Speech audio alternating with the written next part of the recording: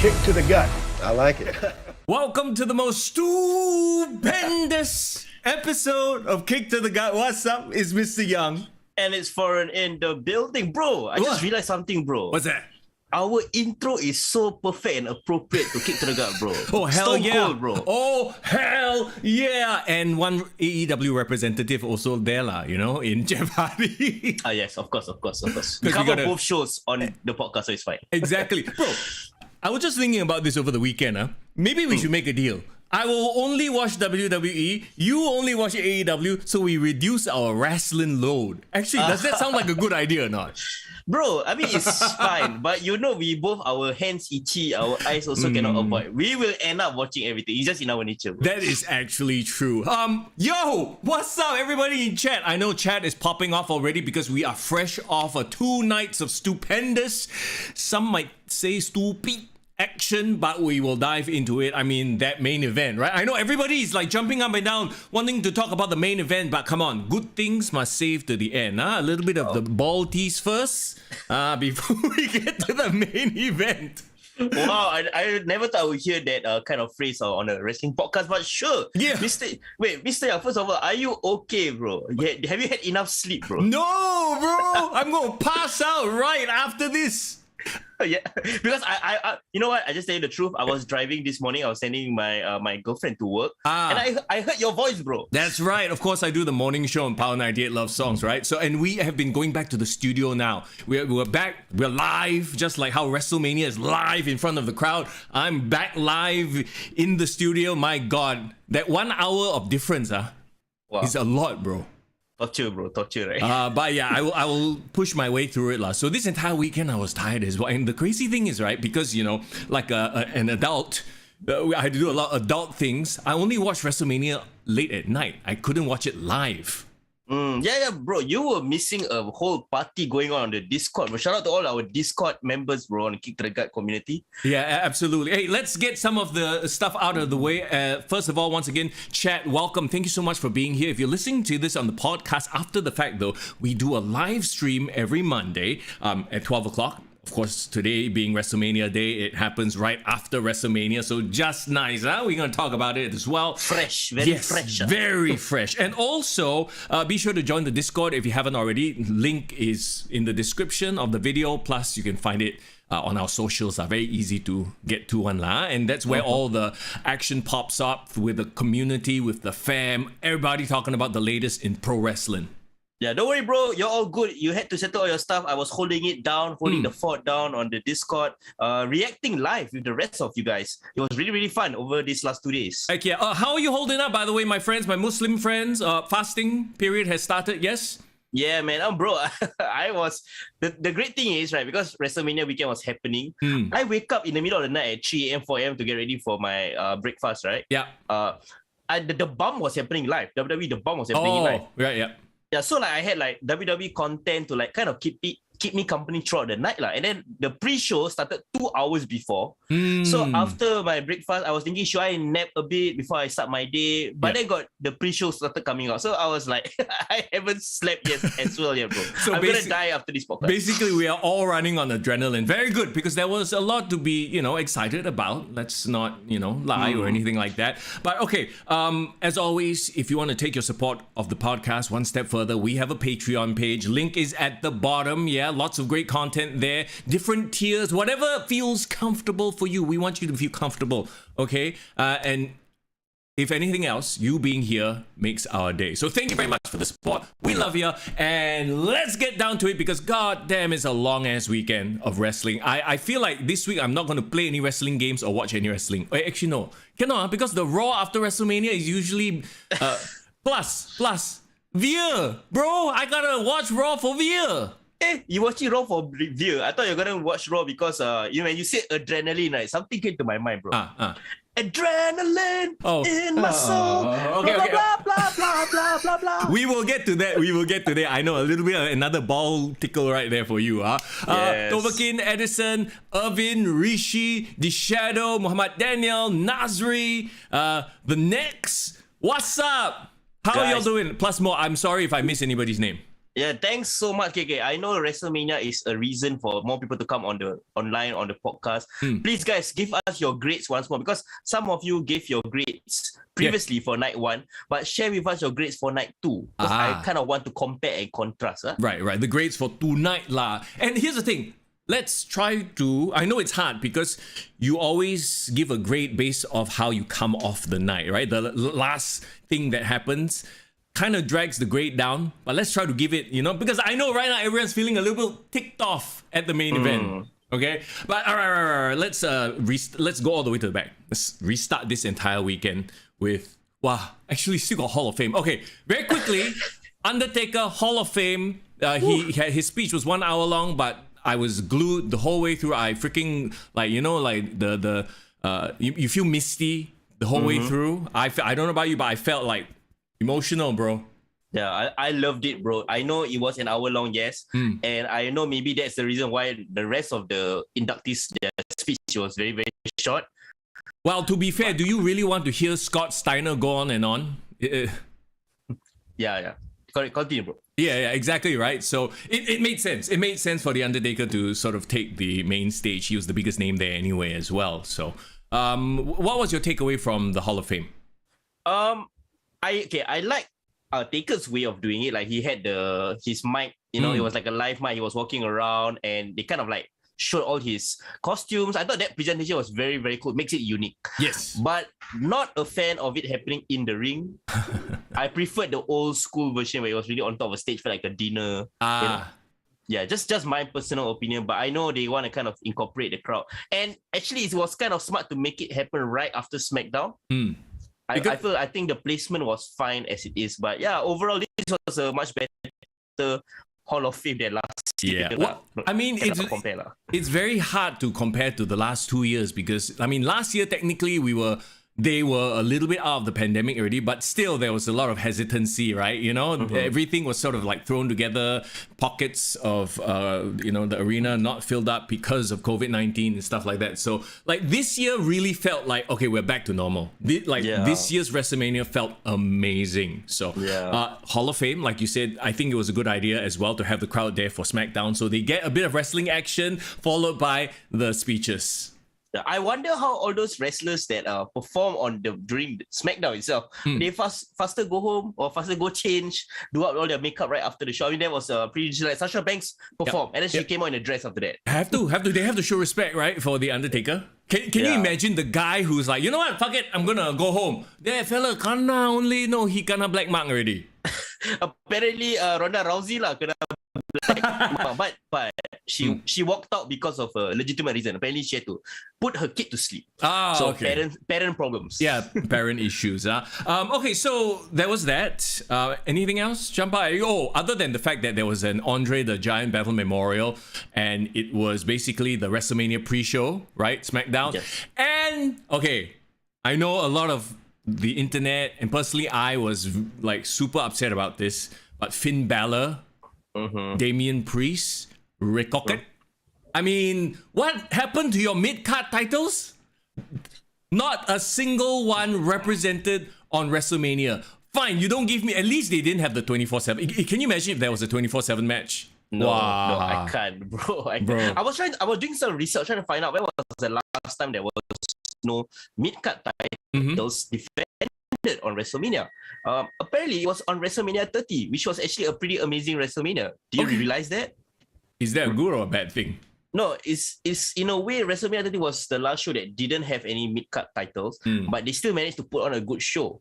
But then it made me try to think like, who was the champion at that point in time? Right. Well, I mean, it's to me a sad state of affairs that, it actually takes me a second to think, okay, who is IC, who is US? It just means that those titles have been devalued for the past couple of years. Irvin brings up a point. Apparently, they're saving the mid-card titles for the Raw after WrestleMania. Sure, to get, let the main... And besides, now that you have one main champion, maybe the other two titles will get a bit of a boost. They will get a little bit more of a highlight. Kind of like what AEW does with the TNT title. Though I will say the TNT title got too much of a shine over their World Championship for a while. You know what I mean? It was like Tumbalik, right? But at least they gave it some shine. Now WWE needs to do the same with IC and US. Yeah. No, they have such an easy layup this year. Like they could have done something for Scott Hall. Yeah. They could have done something that's IC related. Yep. Even if they do a ladder match, like 5-6 people. I mean, throw more people in, give it the shine, name it after Scott Hall. Perfect. Yeah, it would have been a perfect way of highlighting. But I guess if as you have seen, they have more time putting out video packages than actually having matches on WrestleMania. So to be fair, the video packages, toilet break. You need a rest. You can't have action, or you will burn out very fast. I think that is the point, right? Like you need a break in between. People need to go pee, go and buy snacks at the arena. For us, if you're watching at home, we need to go take a toilet break, do adult stuff as well. So I get it, but also it sucks. Anyway, let's get to Stand and Deliver, shall we? Yeah, let's get this out of the way. Come. Okay. Look, man, I think I'm spoiled because of the black and gold brand. After watching Stand and Deliver, it felt like meh. It felt like an episode of NXT. Yeah. You know? It hurts because NXT Stand and Deliver was also given a shitty placement, like the timing of it. Yeah, it is 1 a.m. for us here in Singapore, right? Yeah, but it was like Saturday afternoon.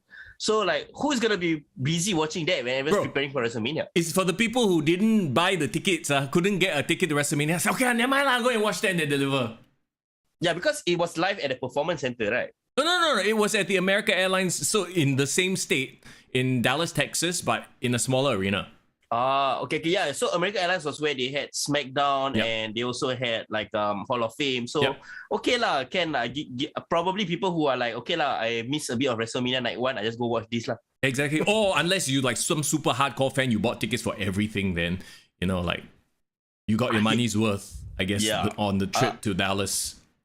Well, good for them. More power to them because they got to see an amazing. Okay, please tell me all the matches that happened there. Okay, I didn't have anything that stick to my mind. Yeah, I didn't watch the kickoff show, so it was Raquel Gonzalez and Dakota Kai defeating Toxic Attraction, who, like I said before, they really do need the belts. I think Gigi Dolan and JC Jane are not ready for things by themselves with no titles, right?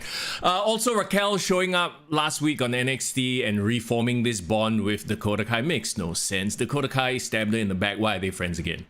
They run it back again. Like, what is like, how to say? We're taking 5 steps back.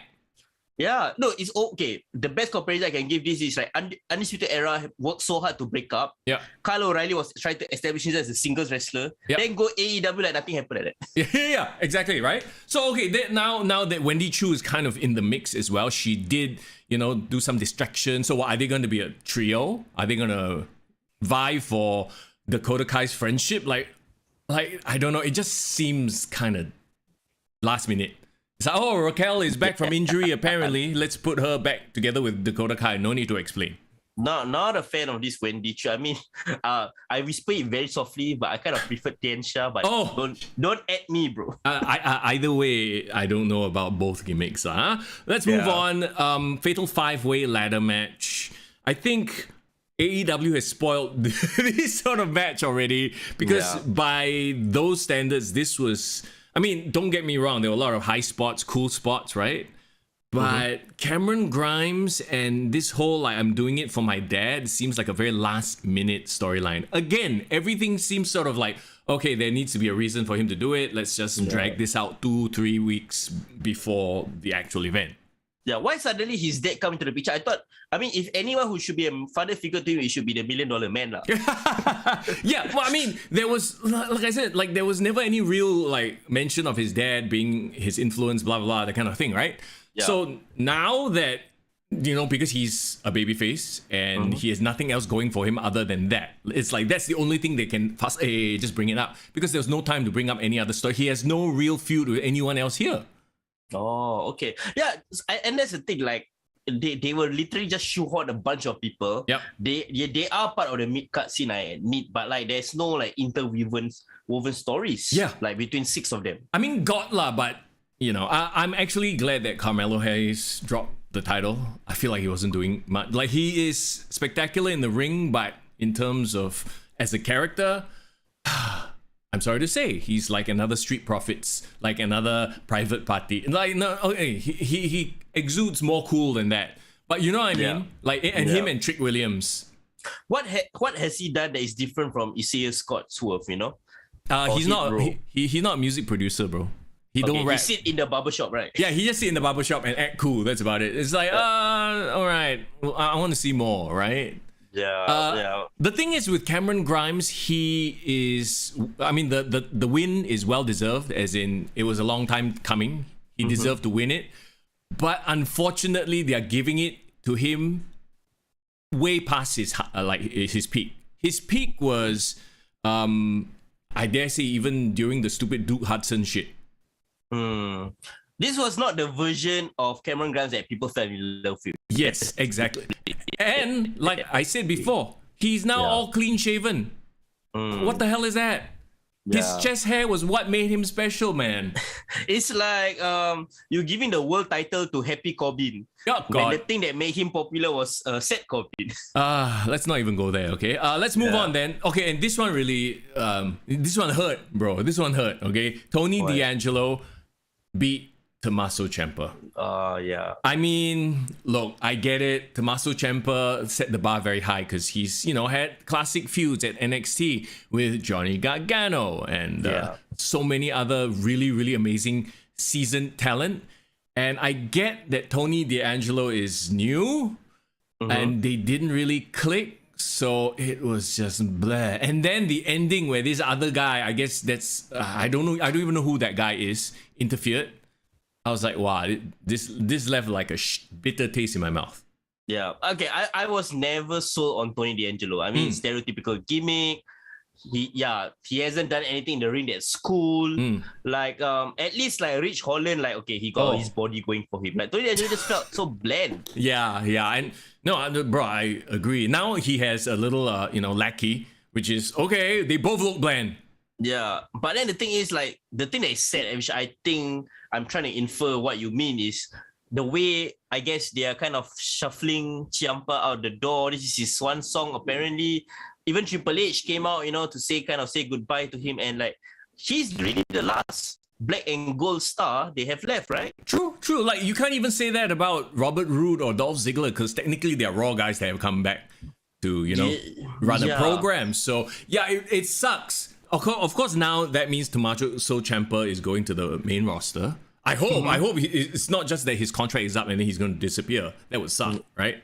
Yeah. But Ciampa is too great of a character not to be used, lah. It's going to be sad when he shows up on Raw one day and he's like, Thomas Brand or some shit, like some new name, like Thomas who the hell? Not Ciampa, bro. Like Butch Part 2. Yeah, exactly, right? So yeah, maybe that's why Triple H was so emotional because it's like he's like because they both had the beard, so they look like father and son.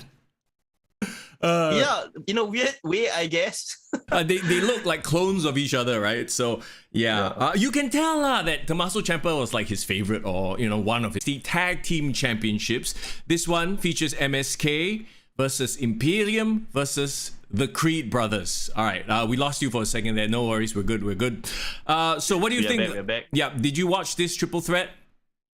I watched a bit of it. I watched right at the ending sequence. I know who won, I guess. But overall, I mean, your thoughts first, bro. Okay, I think I know what they're doing. I think they're going to turn MSK heel. They have to because the crowd kind of doesn't care about them at this point. And the Creed brothers, they've been getting cheers. They're heels, but for whatever reason, everyone loves them. They're still green. So maybe that's why they haven't won the titles yet. But I think it makes sense for MSK to win so the Creeds can chase and then finally they do a double turn or at least MSK turn first and then, the Creeds get cheered. Yeah. They've been trying to push MSK like this like huge babyface NXT team, but it's just rubbing the audience the wrong way. Go with the flow, man. Like if the audience doesn't want you to be face, then just do it. But bro, what is up with Imperium's new entrance, bro? Oh my god, bro. I thought at first I thought it was just Fabian Aichner and Marcel Barthel. I thought like, okay, the tag team, the two of them, they have their own. But when Gunther came out to the new one also, I'm like, bullshit. I was like, come on. That was like one of the best parts about their presentation, bro.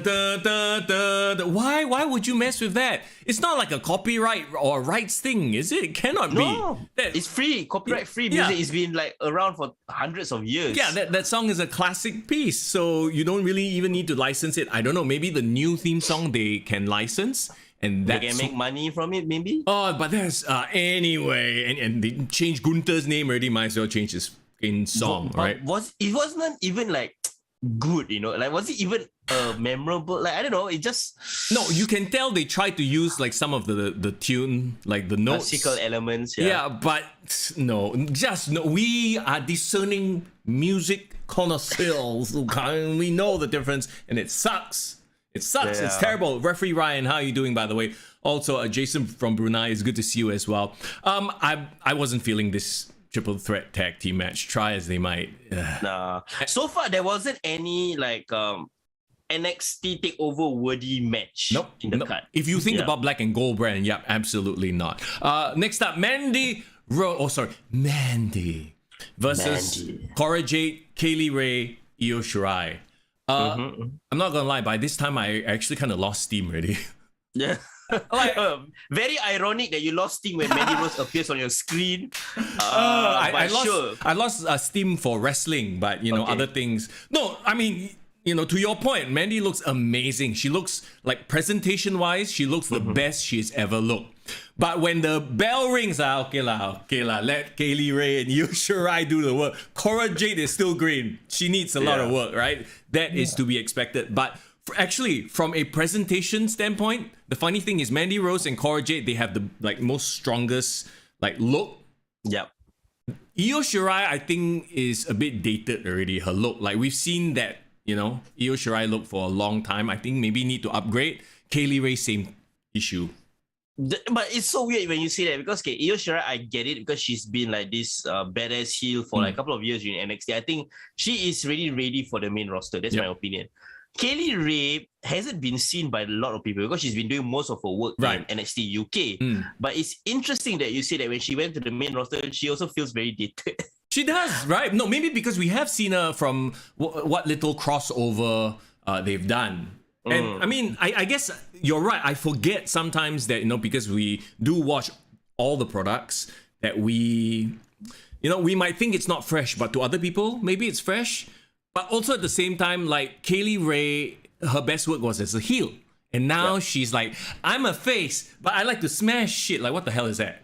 A bit miscast lah. Is that what you're trying to Yes. Okay. And Io Shirai, another same thing. She's intense and she did her best work as a heel. Yeah, not a face. So now the two badasses who are faces versus the true baby face is Cora Jade in this, right? So perfectly cast, and of course Mandy Rose. Yes, the chat has brought up the new NXT Women's Championship looks very nice. I like it with the iridescent glow and shit like that. I love it. Yeah, it fits the color scheme of NXT. So yeah, go for it. Would you say that now the best looking belts right now in the industry is like NXT's women's title, and I think I really like the AEW women's title, the new one as well. Okay, yeah, sure. You know why? Because they're new. They're legitimately well designed, well crafted. Yes, that. But let's not forget the other championships, the main championships. They've been around for a while, so they have this legacy, and they're held back by legacy. Oh no, you have to do it like this. You have to do it grand. Whereas the women's one, because they're new, they are free to try different things. Oh, okay, I get your point. Yeah. So that's what I feel about that. So okay, Mandy Rose retains. To me, it makes sense. I don't think Io Shirai needs this. She maybe just needs to go to the main roster. Kaylee Ray needs to establish herself a bit longer for the North American audience before she should be champion. Cora Jade, too green. Let Mandy Rose be dominant. Yeah, that's the thing. Mandy Rose, I guess, kind of like is undisputed champion at this point in time. Like she does deserve to lead the brand, but like you're right, she still have a bit of question mark on her in-ring ability. But we can't deny that she's improved in terms of, as a character, as a presentation. But who's next? Who's next in the women's division that will step up in NXT? Who's next? Who's left? You know, Yeah. is it going to be Raquel again? It looks like Raquel is going to be involved with Dakota Kai and Wendy Chu somehow. So, we'll wait and see, huh? Okay, let's move on. Gunther! No longer the awesome music versus LA Knight. Also, I think somebody in chat mentioned it. He's lost weight. You can see his abs and everything, but does it feel weird? Like, he looks weird to me now. Like, his head too big. Okay, first of all, I think Gunther is kind of like a very good-looking Australian man, I must say. Sure. He got a piercing, you know. Even when he was a bit big size, you still look at him like, wow, like, you know, like you won't want to mess with this guy. You look a bit badass. But like, you're right. I think I kind of like him a bit fatter. Yeah, no. See, Does it weird to say? No, it's not at all, because he did look menacing as a bigger guy. Now that he's lost weight, he's actually, because he doesn't have. I feel like I'm body shaming people, but that's not what I mean. Like, what I'm saying is, when he was like, he had a bit more padding, he looked more filled out, right? So he had like bigger shoulders, and he looked legitimately badass. Like you know, like when you look at strongman competitions, they aren't necessarily the most built, but they're big.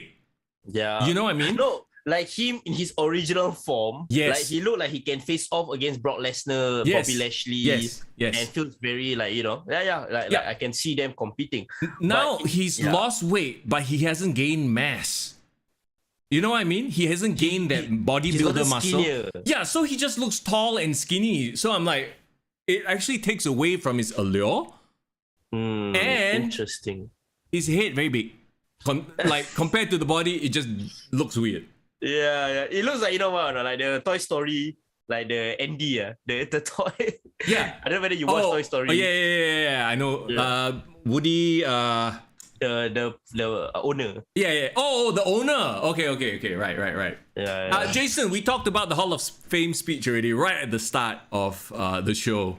Yeah. Okay. Well, first, but to put a bow on this, like the match itself, I feel like LA Knight is meant to be on the main roster as a sports entertainer. Yes, you're right. No, this match felt very weird to me. I think they have no chemistry. They're wrong styles. Yeah. He's clearly not like the guy that can go toe to toe with Gunther in his, like, you know, like in terms of the in-ring ability. Yeah. But I just feel like, why are they wasting time with like wasting time with LA Knight in developmental? Like, he's in his late 30s already. Yeah. He should get the Damian Priest push, like, for me. Like, he should just go on the main roster and like mix it up. Well, LA Knight, maybe he's going for the main title next, and it would look very good. It would make sense, right? Considering who is the champion right now. As we get to that, once again, let's put a cap on this match. Let's chalk it up to their styles just didn't fit. I think Gunther works best if he's fighting a true underdog. LA Knight does not come off across as an underdog. Like Ilya Dragunov had his best matches with Gunther because, well, Ilya Dragunov is a total underdog. He just gets blistered and destroyed. So you root for him, right? Here it's like, not really. And this, like I said, this new Gunther, visually, it doesn't work for me. I am sorry, he's too skinny. Please put on some weight. I wonder who's the one that's telling him to, like, you need to lose weight so you can make it to the roster. Really? He's losing weight, but he's not gaining bulk or mass, like, you know, muscle. So anyway, let's move on then. Main event, Dolph Ziggler versus Braun Breaker. Dolph Ziggler, of course, coming away with the win, thanks to shenanigans. It wasn't a bad match, but it didn't set the world on fire. Yeah. And it also kind of confuses me a bit. Okay, why did it confuse you? No, because if NXT 2.0 is supposedly to be like pushing all the young stars, right? And then you have your world champion, your NXT champion, like a 40-year-old guy. I mean, no offense, Mister Young. I'm just saying that Braun Breaker should have won the title back and be the one that's leading the charge into the future. Well, it's quite obvious, right? Braun Breaker is going to the main roster, so they're like, all right, let's have one more match, and then bye-bye. Dolph Ziggler sticks around NXT instead. Yeah, but is it too soon? Like, isn't it too soon? It's 100% too soon. But you know what? Vince doesn't care lah. He's like, okay, have Braun Breaker show up on Raw, have him, you know, do like smaller matches, let him squash like guys like Finn Balor, like Ricochet. Oh my god, Ba- poor guys lah. Basically, the internet's favorite wrestlers, he's gonna squash. You watch. Maybe I think Vince is kind of realizing that, oh shit, he is losing that next generation of stars. There's not enough coming through. So I think he's trying to push them as fast as possible, maybe. Yeah, and of course, bank on the whole Scott Steiner and Rick Steiner Hall of Fame thing. Well, here's the thing also, like, wasn't it just a few years ago, this Scott Steiner was barred from backstage? Like, there was a sour relationship between them. All of a sudden, they're like back. So I wonder if a condition of getting them into the Hall of Fame is that, hey, you better put my son main roster. Yeah. You know, I read the reports. Apparently Scott Steiner like talk shit about the Hall of Fame. Like, I will never want to get inducted in the Hall of Fame. Something like that. Yeah. So yeah. Or maybe, yeah, to lure Scott Steiner back, they're like, we'll put your nephew into the main event. Speaking of which, I really did enjoy when Braun Breaker said in the Hall of Fame, okay, I'm gonna risk my career by giving my uncle a life mic. Yeah. That's quite funny. So I mean, he's very aware of his Steiner reputation. So there you go, Stand and Deliver. I would give it like a 6 upon 10, honestly. Yeah, man, it was the most forgettable thing this weekend, and I'm also counting AEW Rampage as well because I watched AEW Rampage. Really? Okay. Is there anything that jumps out, or like I completely didn't even care about? Like, I don't even know what happened. I didn't even look at anything on social media. I was like, whatever. Like, this weekend to me was all WWE. It was missable, but it had a good main event match. They had Powerhouse Hobbs versus Keith Lee. So if you want a good horse fight this weekend, that was a good match to watch. Finally, okay, did the match deliver? Was it, or like, did Keith Lee step up, or is he still kind of like finding his feet? Yeah. Clearly there was shenanigans from like Team Taz, but they really work well together. Like, I'm not saying it's on the level of Keith Lee, Dijakovic, but like I think this was Powerhouse Hobbs' best like performance, like showcasing himself, and Keith Lee had a lot to do with that. So good on them. Okay, cool. Let's move on then. WrestleMania Night 1. It's time for the stupendous. Are you ready for stupendity? Stupid. Okay, look, man, like, just the crowd there alone. Like, every match, if you want to give star rating, you must plus 1 star for the crowd. Because Dallas was lit. They were ready for this shit. Even though it went like 4 hours long, they were still all the way there for the last event, or the main event, right? Yeah. Bro, what about that entrance from Mark Wahlberg, bro? I had a nice surprise. I know, I'm not surprised. Okay, so why Mark Wahlberg? Is he promoting something, or like they just needed a celebrity rub? Because he has nothing to do with Dallas. Yeah, he's nothing to do with Dallas. Like, I was thinking, like, what is he promoting? I don't know whether he's got a movie out, but somebody put in a comment, right? It makes sense, lah, because WrestleMania is big and blockbuster, like Michael Bay's Transformers. Sure. So it makes sense to have a Transformers actor there.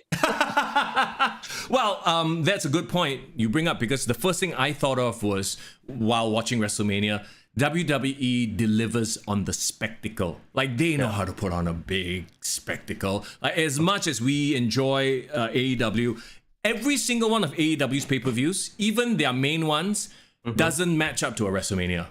Can we agree on that? Yeah, clearly, bro. Production quality-wise, making it feel like a big deal, like an actual event. Yep. Like, when you say World Cup, Super Bowl, like WrestleMania is on that level, that tier, and tonight, these past 2 days proves it clearly.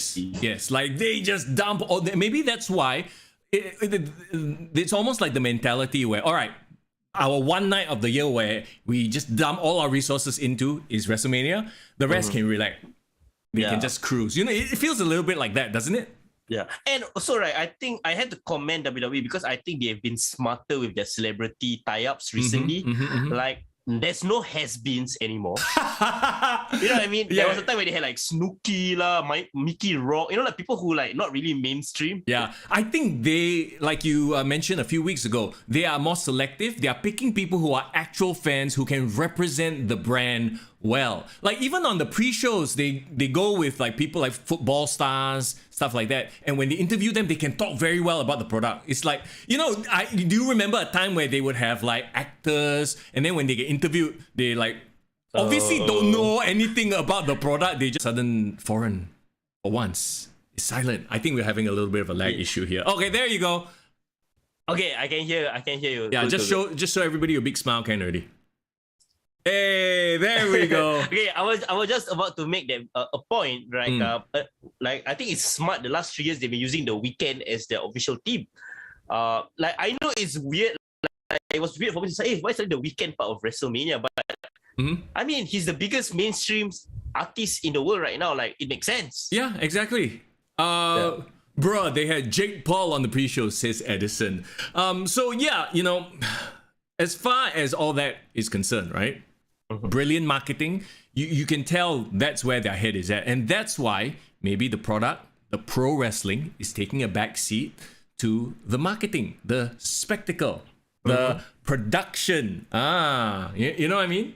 Yeah. But of course, we have to count on the wrestlers to deliver at the end of the day. Like that's the whole point of all this marketing can bring you eyeballs to the product. Yeah. But what is the thing that is gonna be like they are gonna be watching it for? At the end of the day, it's still gonna be the wrestlers having the matches. That's true. And that brings me a point I want to make later, which is a bit sad and something I've said a million times, very telling on the current product, but we'll get to that in a bit. Okay, so we kick off the stupendous night with the Usos versus Shinsuke Nakamura and Rick Boogs, and a bit of a bad start to the night. I think we all saw, right? Rick Boogs tried to like carry both Usos and his knee just went oof.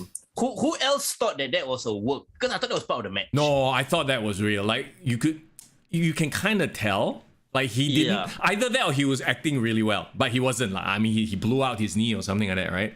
When I first saw it like live, I was like, oh, okay, maybe they're trying to tell this story of like something happened kind. But yeah, you're right. Because the match suddenly just ended very abruptly right after. So it's very hard for me to judge this match because the rest of the match was completely fucked lah. And I'm pretty sure that Rick Boogs and Nakamura was supposed to have won. Oh, I thought so too. You know why? Yeah. Why? Just by their outfits, they finally look like a team. Bro, they got sponsorship. Oh yeah, they got the sponsorship as well. Some drink company or something. So they were being sponsored. I'm like, of course they're gonna win lah. And then you start off the night with like a high, right? To get the faces, the face win, and everyone pops for them. But unfortunately, they had to wrap it up and like, okay, freaking just keep the titles on the Usos because there's no way Shinsuke is gonna be defending by himself. Yeah, but it's no big deal because Usos are great champions. So, like I'm not upset by the result, but I just feel bad for Boogs. Like you're right. It sounded like you said you feel bad for boobs, but anyway, that's neither here nor there. Div Royalty. I will never feel bad for boobs. Div Royalty says I initially thought it was a work because the commentator said something about Jimmy doing it on purpose. Like this is kudos to the commentators. They actually several times they tried to cover up for things that were not supposed to have happened, miss moves or they botch. Let's move on then onto the next match. And okay, in a lot of ways I feel like this should have been the opening match. I mean, okay, maybe Shinsuke and Boogs would have electrified the crowd, but because of the accident it kind of put a damper on things. So I kind of felt like this could have been the opener. Drew McIntyre versus Happy Corbin. I mean, okay lah. I get why you say that, but I wouldn't have put this as the first match too. Well, why are you afraid of the attempted decapitation? No. Like if it was Drew starting the show, I think probably the crowd would pop. Yeah. But I tell you, if it was that stupid Madcap Moss music, the I'm gonna cringe my ass off, bro. I mean, Madcap Moss did win the Andre the Giant Battle Memorial. I don't know what that means. It could mean they're giving him a push, but he definitely deserves something. Just maybe he needs to evolve from Madcap. He's a great performer. You can tell he's good in the ring. Yeah, and he has great body, great look and everything. So just let's have them break up. Okay. Just have a better gimmick, please. Yeah. So talking about the end of days, Drew McIntyre is the first guy to kick out of the end of the days. Ooh. Was that even a thing? I didn't even know that was a thing. Apparently it was a thing. I also didn't realize it was a thing until the commentators said so. But hey, you have to expect it. This is WrestleMania, the one night of the year or the 2 nights of the year where every finisher can kick out on. Bro, how the hell did he manage to stay all these years and not have his finisher get kicked out? Apparently, the end of days is a very protected finisher. More protected than the super kick at this point. Yeah, that and the One Wing Angel lah. Both of them apparently same level. True. Okay, so Drew wins. Makes sense. He decapitates the ring. The poor ring crew got to set up shit, and we're only 2 matches in. Yeah. Oh, that what was funny was like when he cut, right, and then there was the firework explosion at the same time. Oh, yeah. A bit over lah. It's like boom. Hey, whoa, hey, relax. So the pyro guy is trigger happy and everything. Yeah. I mean, I thought it was a good horse match. You know, 2 hard hitting guys. It didn't set the world on fire, but it was great for like an opener. Yeah, I really hope Drew goes back to the main title picture. I think they need someone to fill up the space now that Brock is not around. Probably. That's true. Well, that's the thing. The rumor is he will continue to be around. And judging by the finish, I don't think he's going to just walk away.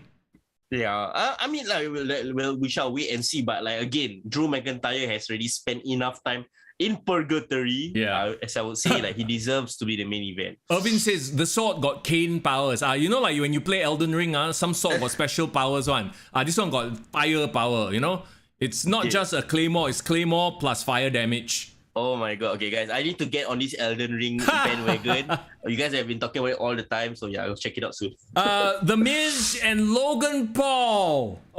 They look good together with their outfits. And Logan Paul freaking came out with like a Pikachu card or something like that. That's like worth. It's the most expensive collectible out there. So, bro, dude is like rolling in the cash.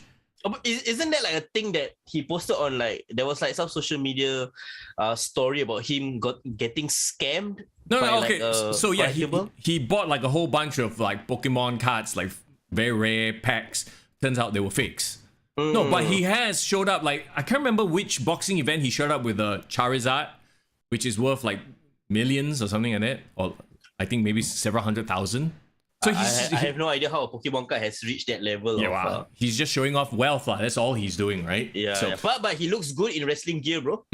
He almost like he can be a proper wrestler. Well, I mean, it's obvious that he's not a trained professional. You know, they kept his involvement to a minimum. At least Dominic did show off some new moves, yeah? Yeah. And new moves and new amazing outfits, bro. Love the outfits. Homage to his real father, Eddie Guerrero. No, I'm kidding. Who's your daddy? Homage to Uncle Eddie, of course. Yeah. He wore that outfit, I guess, when he was teaming up with Art Bar. Yes. It's called, they were this team called Los Gringos. Bro, don't ask me how I know all this information, but I just do. And Art Bar was apparently the guy who taught Eddie the frog splash. And when Art Bar died, he took it as his own, as a way to pay tribute to his former tag team partner. So I love this history and tradition being passed down by Dominic. Yeah, bro, you like when Logan Paul did the Three Amigos and then the shoulder shake and did the Eddie Guerrero stuff? Bro, that is such a heel thing to do, bro. Heel heat, bro, heel heat. I mean, you know, I still think Bad Bunny had the best WrestleMania start. Like, Logan Paul wasn't bad, but he wasn't good lah. She was okay, like but Bad Bunny was like having actual matches, was selling and doing. Yeah, but it's hard for like I think it would be more impressive if the celebrities as a baby face. Celebrity as a heel, you can't really be impressed by anything they do. Yeah, true, exactly. You can't have them do amazing moves. If not, the crowd will just go, "Ooh, wow!" I did not expect that.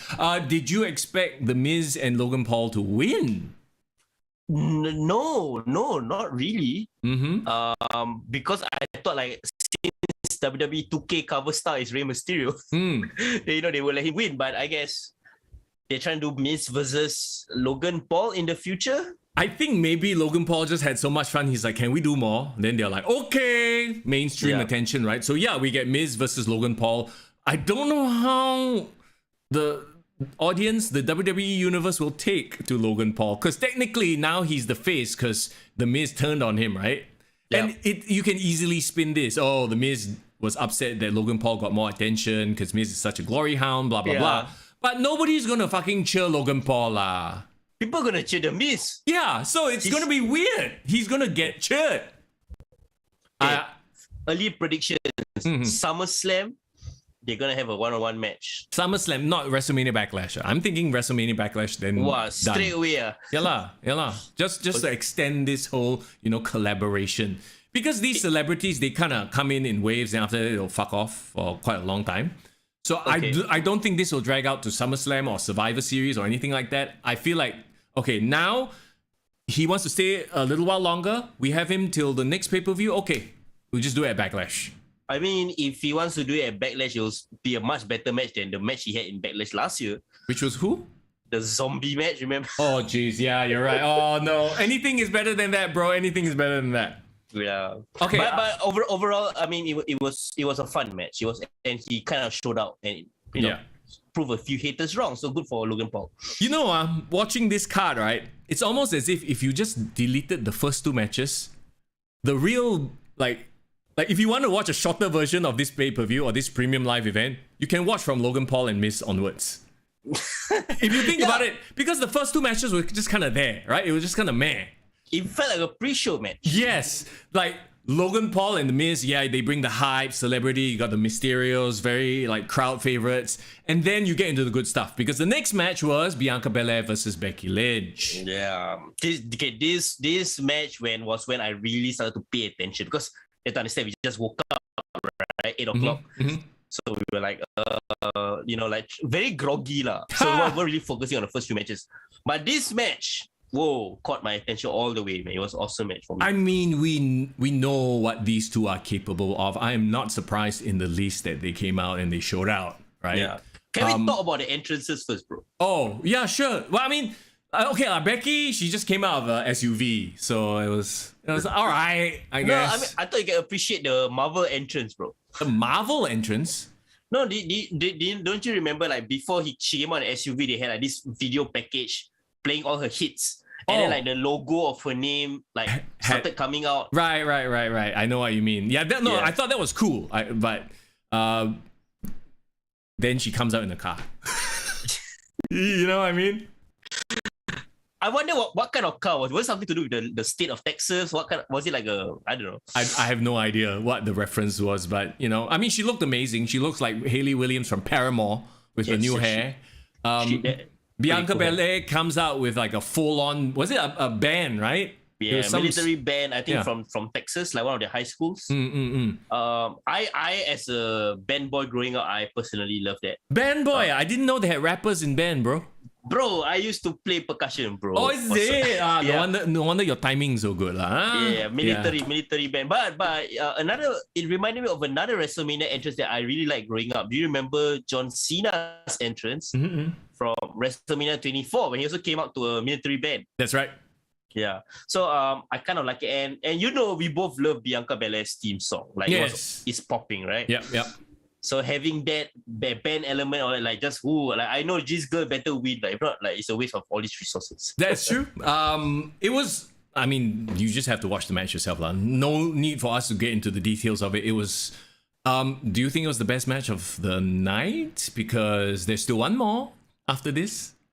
It was the best match of the night up to that point, I would say. Okay. I would say up to that point because like I don't know whether you saw today, Bianca Belair posted a photo of her eye. Big bruise, freaking swollen and stuff like that. I was trying to see where did she get injured, but I can't really tell which part got her injured like that. Let me put it this way. Best women's match of WrestleMania, period. Period. Even better than last year, Sasha Banks versus Bianca Belair. Oh, no, I mean this year's WrestleMania. Oh, okay. Best match of this entire weekend. I mean, for the women lah. Yeah lah. Okay. Yeah. I can't disagree. It was the best. It had the most emotion, the most story, and they were pulling out good moves. Yeah. But bro, their aggression, they literally felt like two people who hated each other beating the hell out of each other. Yeah. It was the sort of thing like the lead up wasn't great, but the payoff was good. Yeah. You know? Which WWE has a bad habit of doing, by the way. Oh, yeah, right. Irvin says it was the Molly go-round that gave her the bruise. Okay, yeah, that Molly go-round looked like it missed. It looked like she kicked her in the face. I think one of the commentators even said it was like a drop kick or something off the top. Actually, it was a Molly go-round. I think that's where she landed, like foot first into the eye or something. Okay, now I remember. Yeah, she did a Molly go-round and then they played the replay and it was slow-mo. Yeah. You can literally see the heel right in the face. Yeah. I enjoyed the hell out of this match, and it was like, for me anyway, it was when I finally started paying attention. Like, oh shit, You know, because Yeah. the previous matches, like you said, they were like, all right. And you must remember, I watched this in the afternoon, not in the morning. Like, I had a busy morning. I didn't watch it. I watched it late. So it's not just about sleepiness. It's about, this match actually started bringing out the emotions and stuff like that. Yeah, watching this live and seeing like the rest of the Discord community like kind of like reacting to everything that was happening. There were moments that actually people thought Becky would win. So like she managed to give that doubt a bit, Back and forth, back and forth. I wonder where they go with this. I still think that Bianca does and did her best work as a heel. Well, the thing is, I think Bianca is too popular right now to be a heel. True. Maybe, like, she's a great ambassador. I think she's the next in line to be like the next big star after Flair. Yeah. Okay. I just hope that. Actually, I do hope that they decide to push her down our throats, because you know what that means. It means the crowd will turn, and then they have to turn her heel, and that means good things for her character. Either way, I think she will do an amazing job, and you know that she can deliver in the ring and like as a promo, as a presentation. I tell you, bro, if you put her in front of any like random casual fan, they were like, oh, who's that girl? She's pretty dope. Yeah, she's an athlete lah. She looks like a legit badass. So there you go. Let's move on then, and from Becky Lynch losing the title to her husband having a mystery opponent. All right. Yeah. So he does his big entrance. He had a choir as well, which was awesome. Yeah. Like, here's the thing. Like, this is so weird to say, but the ones who didn't have a match at WrestleMania ended up having the best moments in WrestleMania. Yeah, they did. Like Seth Rollins included. The unplanned, quote unquote, unplanned stuff, right? Yeah. Because that's how you deliver a surprise. Like, you don't tell them. Yeah. Even though, right, I have to say, the build-up was very, very stupid. Okay, because like he went through so many hoops, he jumped through so many hoops to try to get a match at WrestleMania. And then finally, when he went to Vince McMahon said, "Why didn't you just ask me?" Right? Yeah. Okay, I also thought like, you actually quite dumb. You can just ask the chairman. I mean, okay lah. At the end of the day, it's like, he's like, oh, I didn't want to ask you, but then, he had to do all this bullshit. Yeah. But I admit him jumping on the desk and dancing in front of Vince McMahon quite funny. Yeah. Bro, at this point, he's so invested, and I think we've talked about this before, right? Like being invested in your character to a point where you're like, this is stupid, but fuck it, he's having fun with it. It looks like he's actually, like this more power. I can believe that he's become this like megalomaniac. Yeah, and of course I think what made this so anticipated is we all know who he was gonna be. Just WWE was just playing dumb. It was just like AEW. We all know CM Punk was gonna be the one, but there was just enough of that hint of doubt that made us feel anticipated. Like, is this really gonna happen? Who put out the thing where it could be Shane? Just at the last minute, right? Just to stir shit, right? Yeah. No, that was a good idea, right? Just to throw that out. Is it really freaking Shane that's gonna shout, "Here comes the money"? It was April Fool's, bro. It was an April Fool's joke. I know, but it would have been funny if "Here comes the money" and then the crowd will boo like mad, yeah. And then Shane Vivian was like, "Oh, sorry. No, didn't mean to be here." Yeah, it's actually no. But okay, let's get to the moment, right? And then lights go out, and then wrestling has more than one royal family. You know what? I felt chills.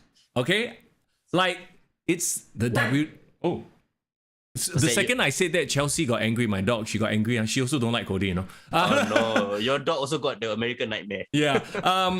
To me, right, I think that's the difference, between what he did in AEW and the presentation of being at a WrestleMania, the moment. Like, AEW has a tendency to overdo things. This one is like, all right, they built up to the moment, it happens, it actually gave me the tingles. It happened on a big stage. They didn't try to downplay him. They made him a big deal, right? The same music. Yeah, and it felt like a homecoming lah. Yeah, bro. Whoever gave the idea to tell Cody, okay, I want to eliminate your first 30 seconds of like opera music. Kudos to them. You know the no waste time, straight away. Yeah. Wrestling has more than one royal family. Like that's smart. Yep. But it fits into the whole WWE style of theme music. Right? It's always the catchphrase followed by music. Yeah. And of course, it kind of helps us get to the point. Yeah. Remember like how Kenny Omega took so long to get to his entrance? Yeah, it became okay, get on with it, like quit wasting everybody's time. Yeah. You're right. I got chills when like I don't know where you know the lyrics, but it says that the crowd is here about to blow. Yes. And at the exact moment, Cody like started to like rise from the stage. And then the crowd popped like crazy. Yeah, and bro, you can't deny it. Like we have talked shit about Cody all the time. You know, we made fun of him and all the reactions, blah blah blah. But I think the crowd just loved the fact that this was real, that this forbidden door back to the WWE became reality, and Cody was the perfect person to defect. Well, he's not only the perfect person, I think like he's the only person who could have, because if you looked at the AEW roster, he was the most, other than Chris Jericho, he was the most WWE AEW guy, right? Even Daniel Bryan was more indie than he was ever WWE. Does that make sense to you? Yeah, CM Punk as well, Boxley. Yeah, like Cody was the most Vince McMahon-ish like character, creation of that whole group. I would dare say he wasn't a good fit for AEW. No, you're right. You're absolutely right. Because I remember when he left WWE, it felt like very awkward because he was such a WWE guy. Yep. There was always like doubts whether he was gonna fit into like the Bullet Club. Yeah. Whether he was gonna get along well with all these like indie guys, right? Yeah. But I have to admit he was smart. He leached on them.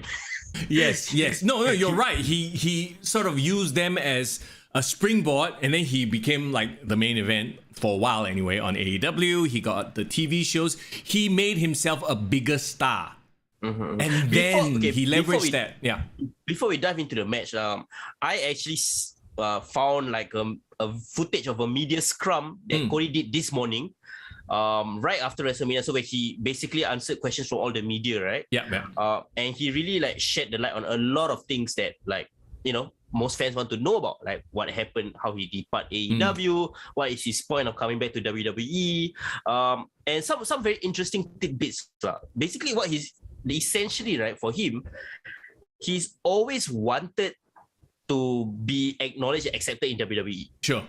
But because he kena like scorn, he felt like a red-headed stepchild. He didn't feel love, so he left lah. So it's as a way to like kind of prove that he was worthy of the love. That's why he dyed his hair blonde, so he's no longer redhead. So he can't be a red-headed stepchild now. Okay, got you. Clearly, right? And also I think it makes so much sense because like if you see, if I was all my life I just wanted to be a champion at this one place, and this one place don't want me, I angry, I become Anakin Skywalker lah. I go fuck off, go to the dark side. Yeah. Build the complete opposite, just try to scorn people. But then the one time the opportunity came back, I also want to come back because that's the whole point, right? Like to actually achieve his dream, and now he's used the other side to sort of elevate himself so that he can come back and do that. Is he going to be the guy that dethrones Roman Reigns though? I don't think so. So it's a very interesting situation because, and I mean we'll get to it later, right? But now that you do have a unified champion, then it makes it so much harder for everybody else to even be the guy, the next guy. To rise to that level, right? Yeah.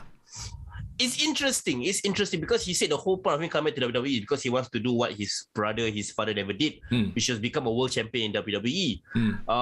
And one very interesting tidbit he admitted.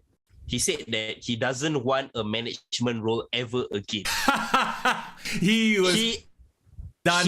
He admitted that he wasn't a right fit as an EVP. He said he was cool for a minute, but then he realized the responsibility and people will shit on him.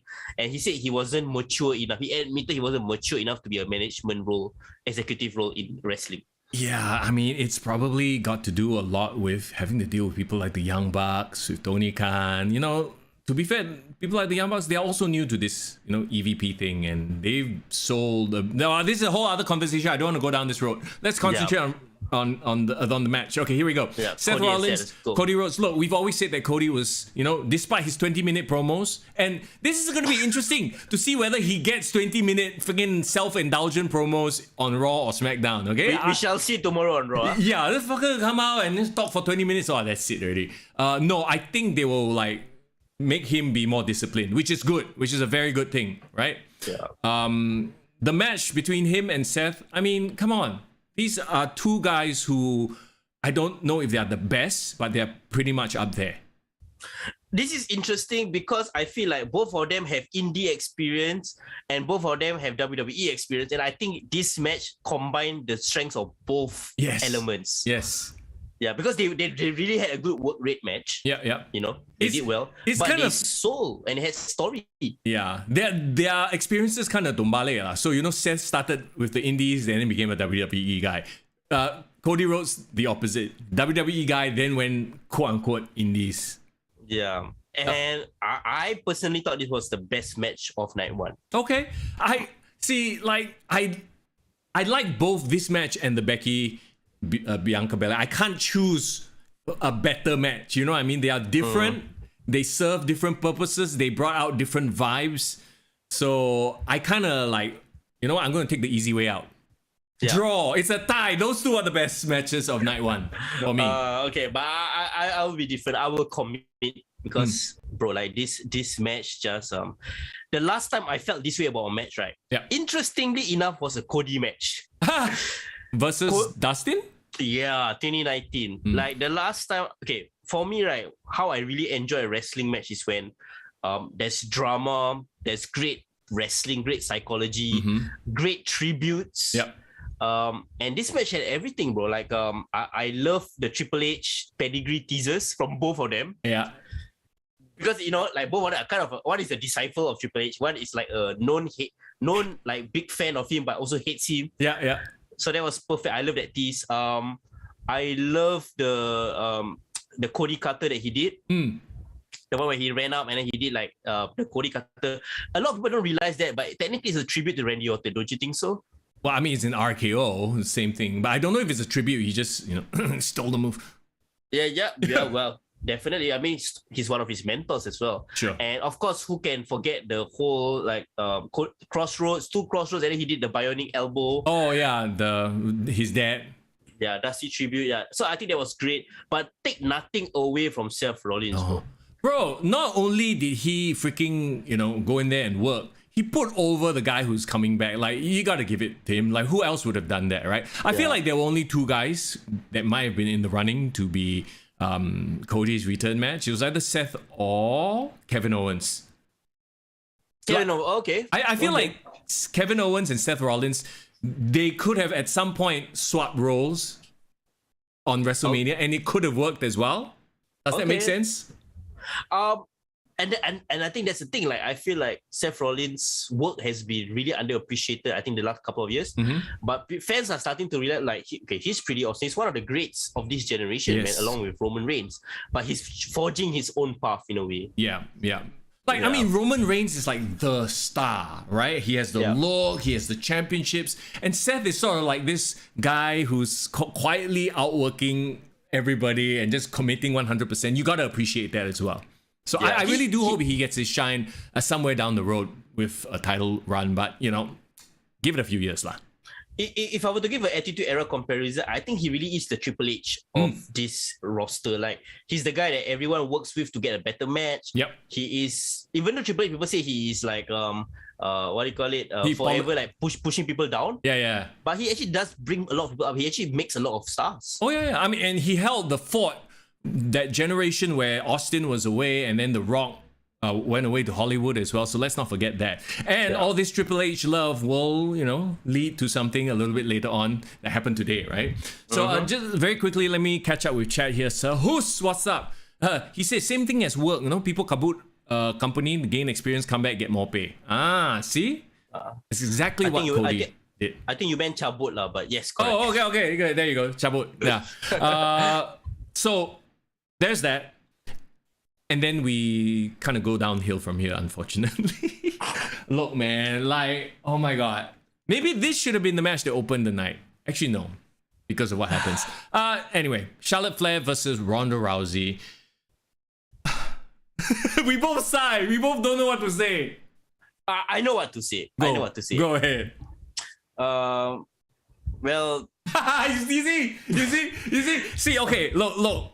We all remember Ronda Rousey's dominant run, and I remember enjoying the hell out of it. I remember thinking, wow, she looks good. She's badass. And then now, like the match itself, you can tell Charlotte Flair carrying the whole damn thing on her back, right? Like, call it ring rust. Maybe the first round, because she was so dominant, it's like a Goldberg run, right? Like Goldberg comes in, does 3 moves, fuck off. That's kind of Ronda's run the first time around, kind of, right?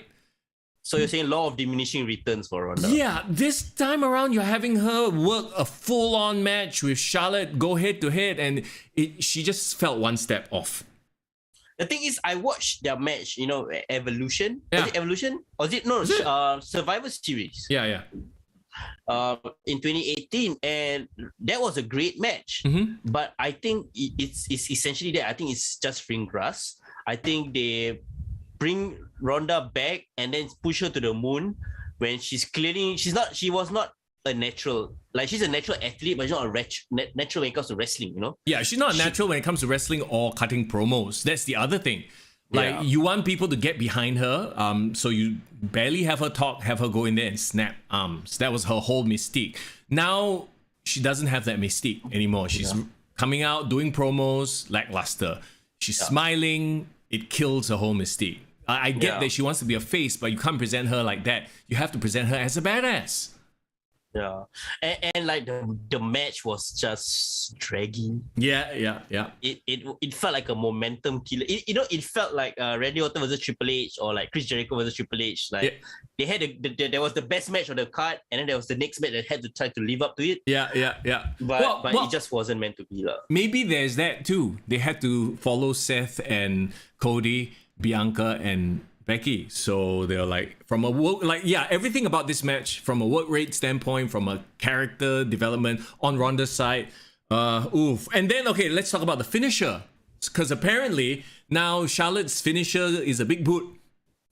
Okay, where did that come from? All of a sudden, I get it, ref shenanigans, ref bum, all that, she tapped, but okay, fine, you want to give Charlotte a way out, right? But a boot to the face, at least give her a spear or something. Hasn't she used the spear as a finisher before? Yeah, spear, natural selection, anything could have been better. No, but I was legitimately surprised. This was my first shock of the night in terms of like, that's the wrong person that should have won. Really? Like, okay. No, I'm fine with like Charlotte winning. It's just the finish was like a boot. Well, I wasn't fine with Charlotte winning because I feel like Charlotte has this thing, Charlotte has this Hulk Hogan problem. She will never let herself lose the big matches. Do you realize that? Yeah. It's like Asuka. Yeah, she fucked it up. Rhea Ripley. Remember? Yes. She lost at WrestleMania as well. Oh, Irvin says Lil Nate was the referee, Kelong. Referee Kelong. Hey, maybe this can be a whole thing, huh? Maybe that's why they dragged Lil Nate out for this. So it's the Flair conspiracy lah. Smart. But yeah, you're right. Like I just feel like, is this Charlotte Flair throwing her creative card? Really, against someone of a high status like Ronda Rousey, can she? Or is it just Vince loves her? Like, Vince loved Hulk Hogan, so he booked Hulk Hogan very strong, right? Back in the 80s. So it could be the same thing here. They're just booking her to be super strong all the time, never losing the big matches. But I wonder what this means for Ronda. Like, is this just one and done? No, cannot be. Why? She cannot like come in and then have some like flat finish and shenanigans. There has to be, maybe Backlash. Maybe she gets her comeuppance at Backlash.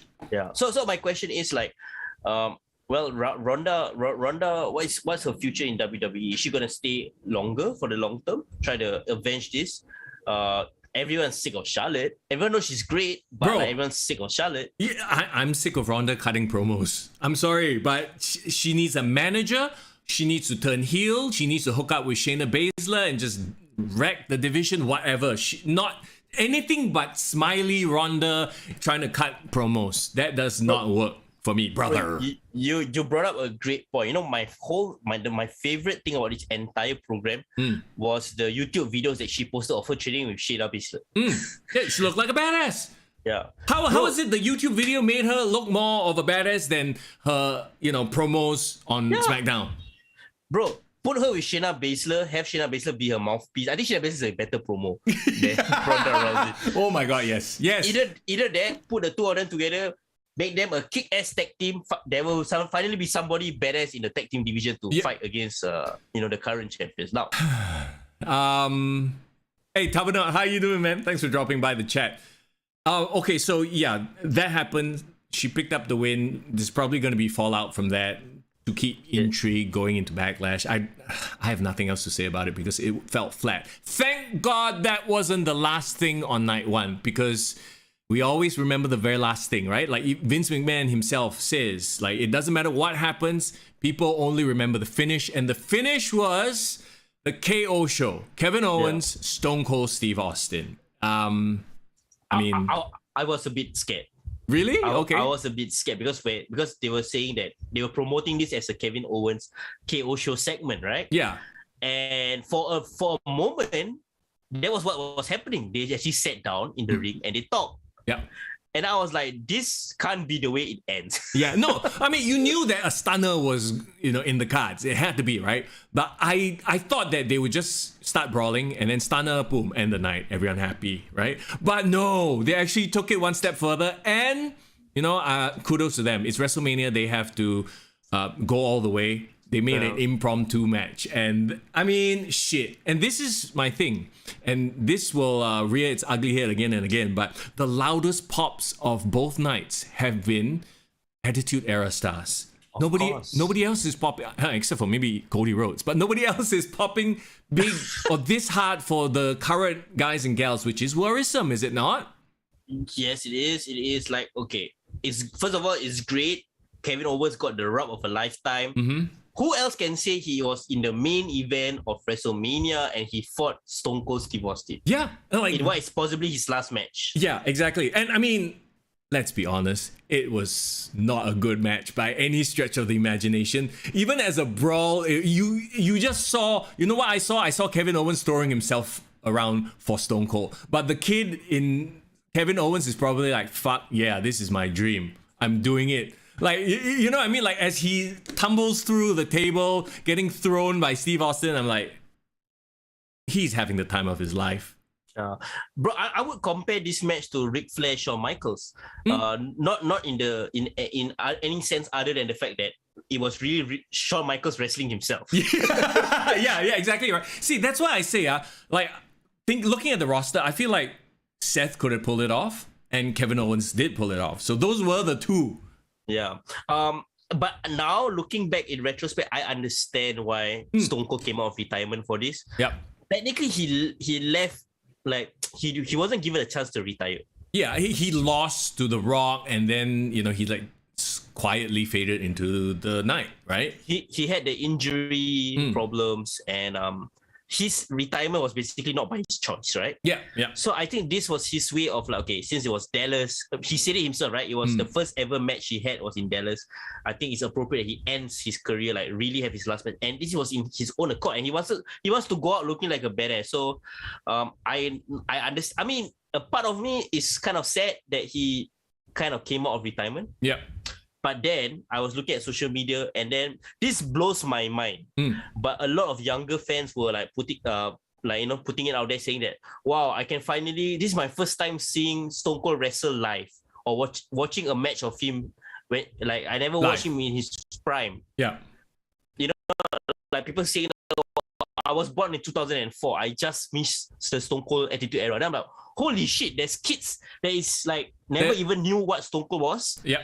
And it's already 20 years old. Like if they're born in 2002, they've turned 20, bro. So like they went through an entire lifetime not knowing the Attitude Era, Stone Cold. So I think for that alone, that makes me happy, because so these younger fans can see how great Stone Cold was, like, not is, but was. But once again, I go back to the issue that they have now. Like, arguably the peak of the business were these guys, Stone Cold, Undertaker, he got a huge standing ovation, like he should. He's a legend, right?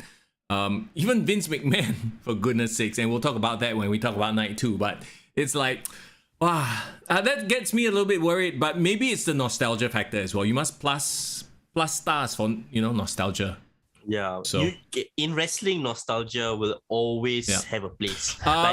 Look, man, my I had goosebumps like when he started brawling. Like it was by no means a good brawl. But god damn it, it's like the kid in me was jumping up and down. We hit the stunner and then the flipping off and all that shit. I was like, hell yeah.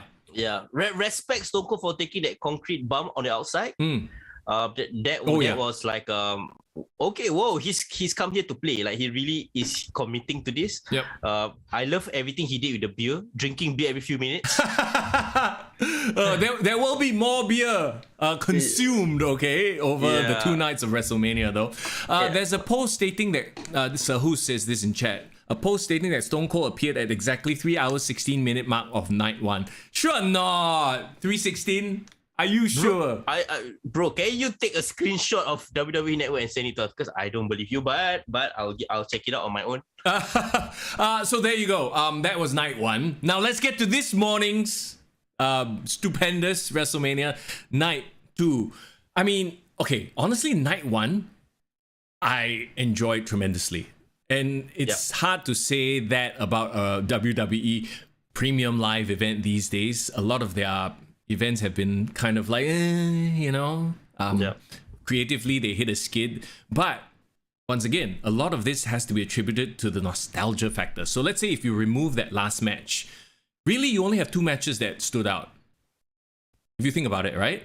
Yeah, kind of. I mean, you're including Seth and Cody, right? In this? Yeah, no, Seth, Cody, Bianca, and Becky Lynch. Those 2 matches stood out. The rest were just right? So if you took out WrestleMania, you took out the appearance of Steve Austin, it would just be kind of a average card. Don't you think? Yeah, but that's the thing about WrestleMania. WrestleMania, because of the spectacle, because of the entrances, the pageantry, everything just bumps up by like 2 or 3 times. Like any other time, a Bianca versus Becky match would have been great, but it wouldn't have been It's like, you play GM mode, you can like at special events, at pyro, at it's kind of what it is, right? Production value. Bro, come on. Drew McIntyre versus Baron Corbin. You think you really wanted to watch that match? Exactly, right, exactly. Okay, so if I'm not mistaken, they did cancel one match, Sheamus and Ridge Holland versus the New Day, right? Yes, and they did. They bumped it to night 2 because somebody went over on night 1. And guess what? We got to see it all right on night 2. So let's jump into night 2. Are you ready? Yes, let's go. Randy Orton, like we predicted, RK Bro comes out first versus Street Profits and Alpha Academy.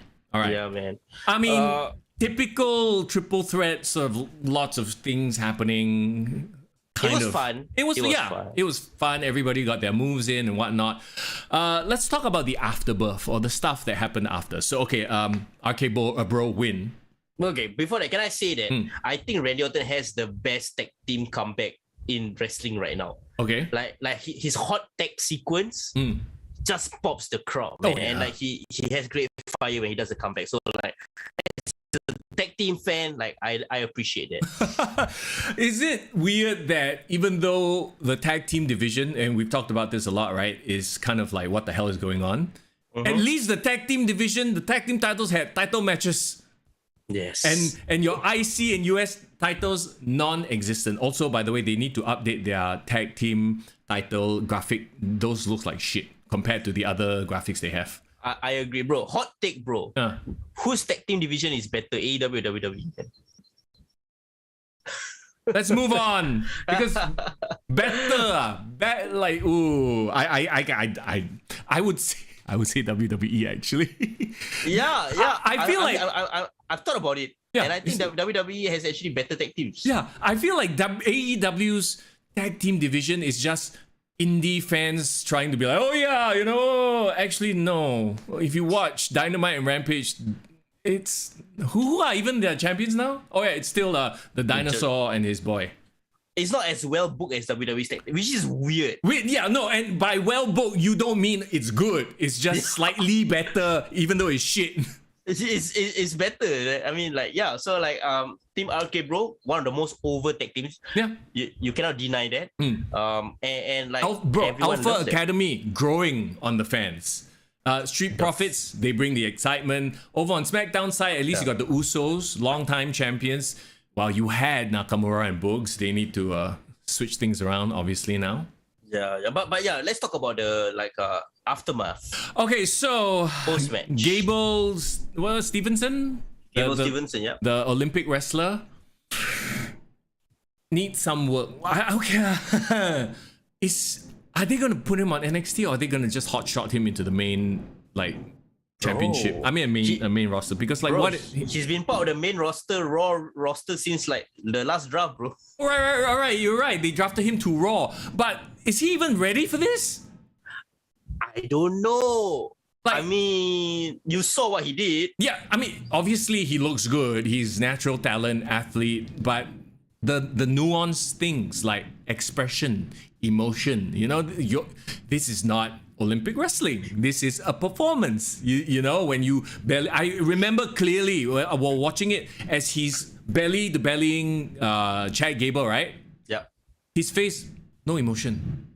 Yeah. Yeah. I throw you. I mean, not everyone's gonna be Kurt Angle, lah. Let's be fair. Gable Stevenson, Stevenson, not Stevenson. Stevenson. Really?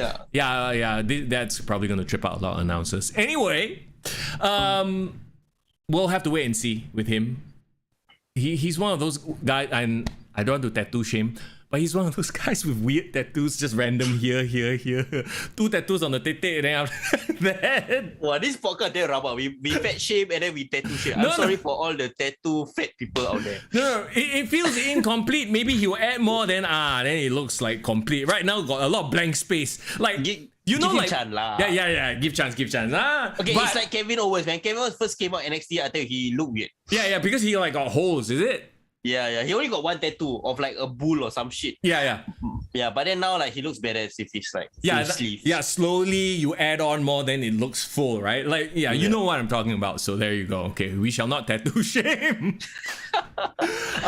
The next match, I freaking roll my eyes. I was like,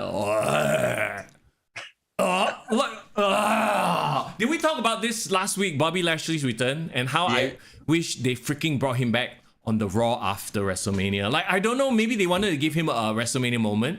Yeah, maybe he did. Maybe they did. But wait, hold on. Positives. Before we go anywhere, Edison says, first storyline, Kurt Angle's second forgotten son. Yes! Let's go! Where's Jason Jordan? Bring him back. No, you know what would be damn funny? They repackage him. Jason Jordan returns and it's actually Gable Stevenson. Oh my god. They have to play they have to play like a Maury Povich, like who's the real father. Yeah. And then bring Kurt Angle back for it. Oh my god. Yeah, that would have been awesome, man. But I love the fact that Gable had an interaction with Chad Gable. Gable and Gable. There's a name there, yeah. So that's good. Hey, can you imagine he recruits him to Alpha Academy. You got your Team Angle 2.0. That would be dope. Actually, can you imagine a stable with the Creed brothers, the Gable, Otis, and Gable? You know what? I think that would be a great running storyline where Chad Gable actually tries to recruit Gable Stevenson into the Alpha Academy. Bro. Smart booking right there. How about we bring the entire Diamond Mine over, call it the Diamond Academy? Okay, no. I think Diamond losing money already. The academy there. They can close it down already. What about Chase University? Why does WWE have so many like schools and collegiate nonsense? Anyway. Okay. We are moving on. We're moving on, right? So Bobby Lashley versus Omas. You mentioned a positive. Please enlighten me. It was a short match. Bro, it was longer than another match that should have gotten more time, okay? But yeah, sure. It was 6 minutes and 35. I'm looking at it right now. Yeah, okay. And of course, clearly somebody needed to break Omas' undefeated streak. So, I mean, Lashley, come on, just humble that fella. Humble that guy. Like, Iron Sheik used to say, I humble the man. I humble you. It makes sense that Bobby Lashley is the guy.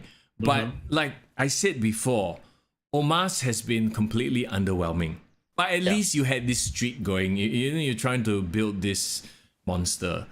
By having Bobby Lashley beat him, it feels like, oh, we've given up. Because other than the AJ Styles stuff, what else has Omas done that's like interesting? Nothing. But you agree, right? They should give up on him. There is no redeeming factor to Omas. Okay, yeah, I guess so. I guess my issue is you spend so much time building him. Maybe give him a bit more. Maybe the next person to work with him might put him over. You know, like that's where I'm coming from. But I get what you're saying. It's like, okay, like what you're saying is just give up. Just have Bobby Lashley beat him up. Because not only, oh my god, Omas is so frustrating because not only was he a failed project, you use him to beat other failed projects. Like you had him squash Dominik Dijakovic. You had him squash Commander Aziz. You had him beat Aziz and Apollo Crews together. Like, how hard can you push a guy only to have him just lose? To be fair, none of those names were really big names. No, but so at least they look fine. But they are monsters. Like, oh yeah, I get it. No, it's the same thing as Great Khali. Great Khali, yeah. Like at least right, they didn't push. At least they didn't push Omas to world title contention. but I mean, to be fair, like Khali had some interesting, like I'm trying to choose my words very carefully because I'm not going to say he had good moments, like, you know, like squishing Rey Mysterio's head like a grape. Like he had some memorable feuds. His wrestling was crap. Like obviously Omas is a better wrestler than Khali, right? But at least he had some moments. Omas hasn't really, you know, like why don't they redo the thing where who's the smallest guy on the roster? Like a real babyface. Have him go and squish Dominik Mysterio's head. Have Rey Mysterio still there. What? Yeah. Have him squish Rey Mysterio's head. You know. Okay, you know what? How to make Omas? Yeah. Actually, you just need to put him with a very sympathetic, compelling babyface. Yes. Imagine an Omas rivalry with the Mysterios. Yeah. No. Exactly. Yeah. Have him bully the shit out of Dominik, and then Rey will stand up for his kid. But then look at the size difference, and not only that, you highlight the size difference. Yeah. You potentially have a Khali versus Rey again. At least that makes him interesting. Now he's beating other giants who are also underwhelming. And I mean, Lashley needed to beat someone lah. Like it was a throwaway match. It was just a way to like kind of bring Lashley back to relevance. And he deserves to be on the WrestleMania stage after the year that he's had. Sure. I hope he's fully healed and he didn't rush back though. But it was great to see him, and then the crowd loved the fact that he was back. What happened to MVP though? Is it because he's face now, so he doesn't need MVP? I don't know, because MVP was there with him when he got injured in Elimination Chamber. So I hope that's not the case, because I love MVP as his mouthpiece. And I think he can work as a face mouthpiece as well. Yeah, for sure. But because we all know Bobby isn't the greatest on the mic. Yeah, but Lashley needs to run it back with Roman Reigns. Have they actually had a proper match together? No. I don't think so. Okay, so maybe that could be one of Roman Reigns' like hurdles moving on after WrestleMania. Yeah, because technically Bobby Lashley did beat Brock Lesnar. So doesn't that make him a more legitimate threat to the title than Roman Reigns? True that. Okay, there you go. About it. And you can have MVP feuding with Paul Heyman on the mic. I think those could be very interesting as well. This time against Roman Reigns, because last time it was Paul Heyman representing Brock Lesnar, right? Yes, that's right. Bobby who? But Tovakin says Omas equals budget Strowman. Yeah, we've talked about that before. At least Strowman as a monster, he was jacked. And he was compelling. He could actually cut promos. Yeah, Omos is like, he's too big, his voice too deep, don't know what the hell he's saying half the time. Bro, I thought he Lukaku. You must watch football, you understand. Okay. He looks like his face exactly. Bro. Yeah, and then maybe after he goes away for a while, come back, he becomes a football player. Let's move on then. Johnny Knoxville versus Sami Zayn. I mean, I get it, but good God, this is you have to take the bullshit with the good stuff, and I'm fine with it. It's fine. Okay, it happened the way it should have happened. Everybody else, as in all the jackass people, got involved. Some dude showed his ass in a thong. There was a wee man who slammed Sami Zayn. Kudos to Sami Zayn for having to put up with all this shit. mouse traps, okay, like whatever. Like, I never grew up. I never watched Jackass. I always thought it was dumb. That's why I was secretly cheering Sami Zayn on. I'm like, please boot these fuckers in the face. Well, I'm like you. I didn't watch Jackass. I saw clips of it and I told myself I will never watch this shit. Yeah. Because it was really shit. But one of the most memorable Raw moments ever was Umaga beating the shit out of Jackass guys. Remember? Yes. So I was like, a part of me like feels like a nostalgia when I hear of Jackass. But I'm going to give you a very weird hot take, bro. Okay, go. You know, I think this is the best garbage wrestling match ever put out by WWE. Well, you know what? You're right. You're absolutely right because it served its purpose. It got Sami Zayn over. You think about it, like there's so much garbage wrestling out there in indies, and like people actually find some joy in it, and it's like really like hands in pockets, you know, Orange Cassidy. Yeah. But this is okay. Imagine you have somebody tell you, okay, you can do a garbage wrestling match, but I'm gonna give you like $1 million budget to make it amazing. Yeah. That's what they did. Like they you know, Jackass is just gonna be stupid. They're just gonna do stupid shit. You can do a bunch of pranks. Yeah. But why I personally enjoyed it was because the crowd actually popped for some of the things. Like when we men kena body slam, the crowd. Well, here's the thing too. Because it's not a garbage match between two wrestlers. It's a garbage match with a bunch of people known for garbage nonsense stunts. So they own it, right? Yeah, so they own it and it makes sense in that universe, that context. It's like Sami Zayn entering Johnny Knoxville's universe. They even phrase it as such. And once again, kudos, WWE has the best video production people ever. So they phrase it as if he is stepping into their universe. You want to think of things in the multiverse and stuff like that. It's not like he's coming in to be a wrestler. It's not like Sami Zayn versus Kevin Owens in a garbage wrestling match. No, it's him sort of devolving and doing what Johnny Knoxville does. In that context, I'm fine with it. That's why I didn't hate on it too much. It was like, okay, I get it, whatever. Like I didn't get joy out of it, but I secretly the whole time was hoping that Sammy would win lah. But I knew he was not going to win.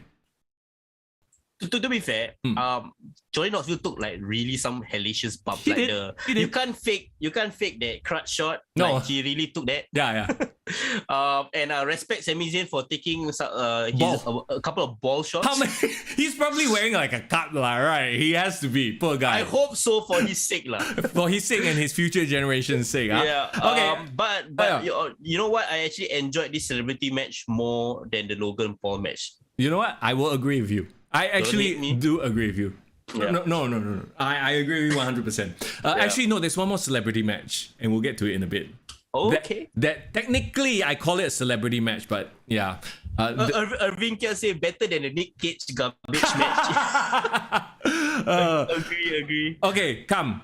Sasha Banks, Naomi versus Queen Zelina and Carmella versus Rhea and Liv Morgan versus Natalya and Shayna. The best thing about this was everyone's entrance.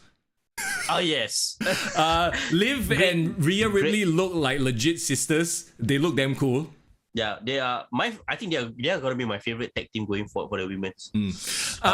Once again, this is a 4-way clusterfuck of a match. It's very hard to tell compelling stories here, but they did their best, right? It was weird. When you talk about AEW having a lot of spot fest, right? This match was the biggest spot fest of the whole WrestleMania.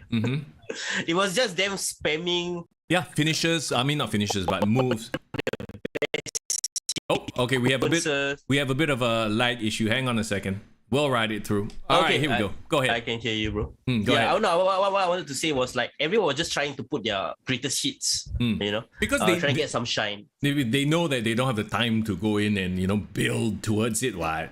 That's how these things go, right? It's clear, but I try to find positives, and I'm happy that Sasha Banks finally won a match at WrestleMania after 6 times trying.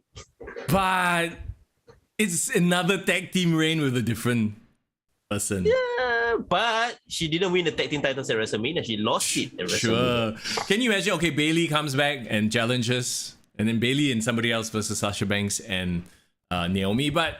Okay, that would be fun. Yeah, I mean, it was there. It was a match. I really don't have anything else to say other than that. Yeah, I'm happy they got their shine, and you're right. Like it was just a match that happened. Yeah. Okay, let's move on then. We got AJ Styles as always, phenomenal. Though he got cut by the stage props apparently coming out, so he was really bleeding. The fella bladed before the match started. Yeah. I was shocked. Like, what the hell? I thought like fireworks exploded in his face or some shit like that. But apparently he walked by like a stage prop. He got too close. Maybe he was jazzed up. He was like, all right, let's go sap, and then cut. But I think he never realized that the star is a slanted star, not a straight star, lah. Right, and then there's like sharp edges, so he just went so. Yeah, angle. Yeah. But what about Edge's entrance though? Bro, Edge is he's like, oh, Undertaker, you Hall of Famer, you retire already, yeah? Okay, come. Let me steal your lighting. Let me steal like the flames and the like. So he's like Lord of Darkness Part 2. You know what? You want he looked like and his cape too with the shoulder pads and the cape, right? He looked like the Undertaker's arrogant son. Yeah, he looked like the Prince of Darkness. Yeah, bro. yeah. Like, there's a Lord, like if the Undertaker's the Lord of Darkness, maybe he has a few kids, and then like he's the bratty one. He's like, yeah, I'm the new Lord of Darkness. This is like Blade 2, remember? Blade 2. The evil vampires. No, it's I was just about to say he really ripped off Undertaker's, yeah. Even the purple tights also he ripped off, yeah. He probably got the go ahead lah. I'm sure he did. Like, respect. He's probably like, hey, Mark, can I have your lighting? Oh dear. No, but I mean, that aside, bro, the throne, like the music is growing on me, bro. He looked like a legit badass. Like, he's probably having fun with it as well. Yeah. That was my favorite part about the match, though. Oh yeah. Yeah. Wait, are you saying that you didn't like the match? No. I didn't like the match. Okay, I thought the match was a little bit technical. It dragged a bit, but a lot of Edge's matches have, because he likes to tell these stories, It's not just that. Like I've been very disappointed in AJ Styles' WrestleMania performances. I have to be honest. Oh, okay. I mean, you have a point. Like his WrestleMania appearances have been. And we're talking about like supposedly the best wrestler of his generation, right? But can you name me one 5-star WrestleMania classic that AJ Styles has had? He really dropped out to the stage. So I mean, before the match started, he dropped out to the stage already. Yeah. Okay, I would say this is crazy, but the best ever WrestleMania match he's had was with Shane McMahon. Oh, and I don't even remember that very well, honestly. Yeah, it was the WrestleMania 33 opening match, lah. And like it was great, but it was memorable because Shane McMahon did some crazy shit as well. Yeah. And like of course AJ Styles carried him to a good match. But other than that, all his matches has disappointed, bro. So is it safe to say that AJ Styles, while an incredible worker, incredibly technical, incredibly talented, is not a big moment player? Yeah, like he doesn't have like the Shawn Michaels or Kurt Angle memorable WrestleMania moment. He tried. Yeah. He tried with Nakamura, that didn't work. He tried. He had a match with Randy Orton, and the flashlights got in the way. Yeah. His match with Undertaker was great for what it was, but it wasn't a match. It was a cinematic. Yeah. And I don't even remember what he did last year. What did he do last year? Omas. Oh wow! I mean, shit. That one's that explains itself, right? Pascal says he agrees, and he finally can say that out loud too. I think he was feeling a bit like, hey. I mean, but before I change your mind, Mr. Young, tell me what was your initial thoughts? No, I don't disagree with you. I just thought that it was a little bit draggy, but well, here's another hot take, I guess. Edge's matches coming back. They've been a bit indulgent, I feel. Indulgent matches. Like he has this thing he wants to prove that he can act. So I'm like, actor. I'm an actor. Yes. I mean, that's why I say the entrance was great because it allowed him to act. Yeah. But then in the match itself, okay, all right, you're overdoing it a little bit. Like to me, it feels just a slight bit self-indulgent, but it wasn't by any means horrible. It was just maybe we just hold these two up to a certain level. Maybe we have too much expectations for someone like an AJ Styles versus Edge. But then Edge also hasn't really delivered on the WrestleMania stage. Like you see, he had supposedly supposed to have a great match with Chris Jericho. Didn't deliver. Alberto Del Rio, don't need to say, wasn't even that good. Yeah. Well, I mean, we all know there's levels to this shit, right? Like, look at your Austins, Triple H's, your The Rocks. Like, there are just certain performers that elevate in the big stage, and then there are certain performers that I dare say, okay, and you know, I love people like Bret Hart. I love people like Dolph Ziggler, you know, people you can rely on that can deliver solid matches throughout the year. But when you talk about a show stealer, you talk about Shawn Michaels, Ric Flair, you know, there's another level. And I don't think someone like Edge or AJ Styles is at that level. Yeah, maybe that's why, like, as much as people were like, oh, this is going to be a great match, this is going to be like a battle of generations, but there wasn't really hype for it. Yeah, no, it was a very... They were never presented as the biggest stars of their generation also. Yeah, exactly. They were like they were great workers, but you know, that's about it, right? Yeah, okay. I'll give you another example, bro. It's like Dolph Ziggler versus who was a great worker from the previous generation? Dolph Ziggler versus Shelton Benjamin. Oh, right. It's like yeah, it's not a main event for WrestleMania. Yeah, you know what I mean? Like they've built great legacies, don't get me wrong.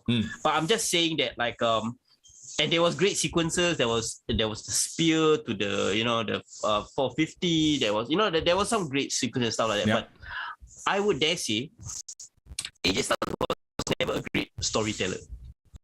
Ooh, I mean, I'm not gonna disagree with you there. He's a great in-ring worker, but in terms of, like, you know, stretching a story out, especially via promos, that's not his strong suit, lah.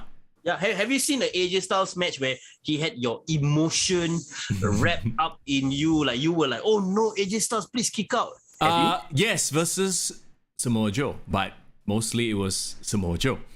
Yeah, it was TNA, you know. Yeah, that's the thing. Like, you can never not say that about Randy Orton. Like, I will always remember Randy Orton matches because his facials, you know, you know, everything. Like, John Cena versus AJ Styles was amazing, but I think a lot of it was because of John Cena. Exactly. So, wow, all of a sudden this became a let's shit on AJ Styles moment. No, I'm just saying that this match didn't live up to the potential. No. That's just my humble opinion. Pascal notes that the crowd was rather muted as well. Well, that's because they were still in the toilet after the, you know, women's match, or they haven't come back because they went to the toilet during the women's fatal four-way nonsense. No. They were Googling. No, they were on YouTube trying to find the name for the entrance for Edge. They want to, like, save it to their Spotify.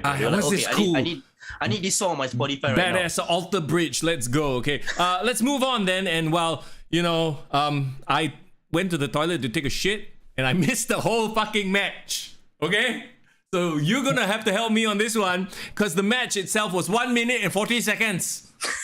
That's the official match time. Okay, I literally walked away, came back, the match finished. Holy shit. Sheamus and Ridge Holland with Butch versus The New Day.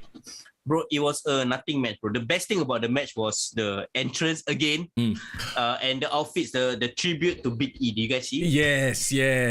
Did you? Okay, I kind of enjoyed a little bit Butch actually, and his character development at the end, where he's like this little pit bull. Let me get around. It I don't know where I've seen that before, but I feel like that is a character archetype, a smaller guy who's like this rabid, like crazy guy, and he's like a feral, like a feral child. Yeah, they're always like smaller, so they make up for their height deficit, quote unquote, by being just like crazy. And it kind of fits Pete Dunne because he does the stuff like with the finger breaking and stuff like that. Yeah. So maybe that makes sense. Did you watch Peacemaker, bro? The TV series? No. Oh. Before we jump into that, I'm sorry, Div. I'm sorry to the ladies, because we forgot to mention one thing. Might be the best part. This might be the best part of Edge versus AJ Styles, okay? Damian Priest, eyeliner and all. He shows up randomly, just stand there, looking very like smoldering and shit, like, oh, look at my machismo. And maybe the machismo distracted AJ Styles. Yeah. Okay, so I'm so sorry, different. I know you are simping for Damian Priest. We need to mention him. Yes. The best part about the match was also the aftermath, like the post-match development that maybe Edge is gonna build up his own new Brood faction. Yeah, Ministry of Darkness, perhaps. You know, he used to be in the Ministry of Darkness, and if it makes sense, right? Now he has like a throne, he has a fucking cape and everything. So yeah, and like Damian Priest is such a good choice. It's like he perfect, natural. Yeah. They look so good together. Yeah, and what I took away from it, yes, they look good together, but also Damian Priest is in need of a refresh. Like, yeah, this whole, I have a good side, I have a bad side, Damian Priest. Like, that shit was just like roll eye, but now he has this dark edge. Pun not intended, but very but serendipitous. he can even play this dark side, good side, like in the context of this association with Edge, in my opinion. And I mean, this two tall, good-looking, long-haired man.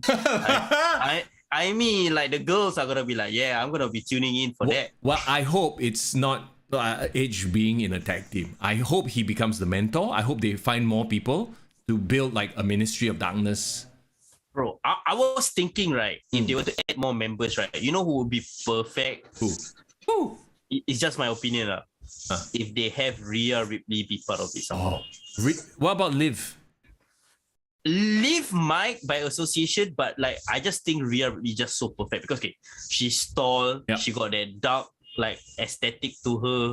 She looks a bit menacing, and then like I mean, if the three of them, I think they will make like a great like faction that can like everyone go for different titles. You know what I mean? What if, bro? They're like, let's rebuild the Ministry of Darkness. They have like a 10-person stable.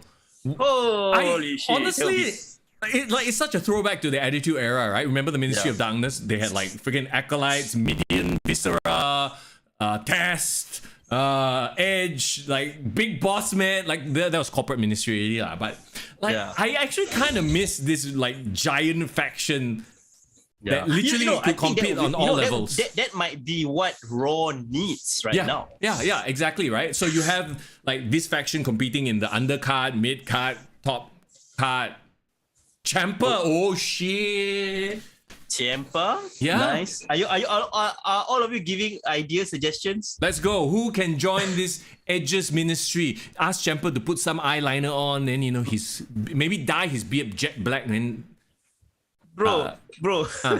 Muhammad Daniel say, Butch reminds him of Scrappy Doo. What the? Can la. Yeah. No, definitely an exciting development there. Something for Damian Priest to do. And Finn Balor is sort of like they've kind of feuded, right? Like, isn't Damian Priest and Finn Balor feuding right now? Kind of. Yeah, for the US title. Hey, bro, Finn Balor is part of the ministry. Or he could be the good demon. Demon versus ministry. I don't know. They could play around with that as well. Honestly, this has the potential to be a main event faction, bro. Can you imagine, right? If Roman is the one that is going back and forth between the shows, they have a rivalry with Roman? Heel versus heel, I know, but like... I'm thinking, because Roman is going to be bouncing across shows, right? He cannot have too many feuds all at once. I think it's too much. So that's why I feel like maybe they do need this main event faction so that they can dominate and be cool, be something to talk about. Hold the fort, lah. Yeah, hold the fort while the other thing is going on, while Roman is dealing with SmackDown, whatever. Irvin says Io Shirai. You know what I think would be cool? If they feud against Team RK Bro. Oh shit, Edge versus Randy again. Yeah, they can revisit that, huh? Ooh. Yeah. Okay, so the best thing about this whole match was the post-match development, not the match itself. Right. Personally, for me. Yeah. So there's more to look forward to, lah. So sorry. Moving on then. Once again, we skip the 1 minute and 40-second match.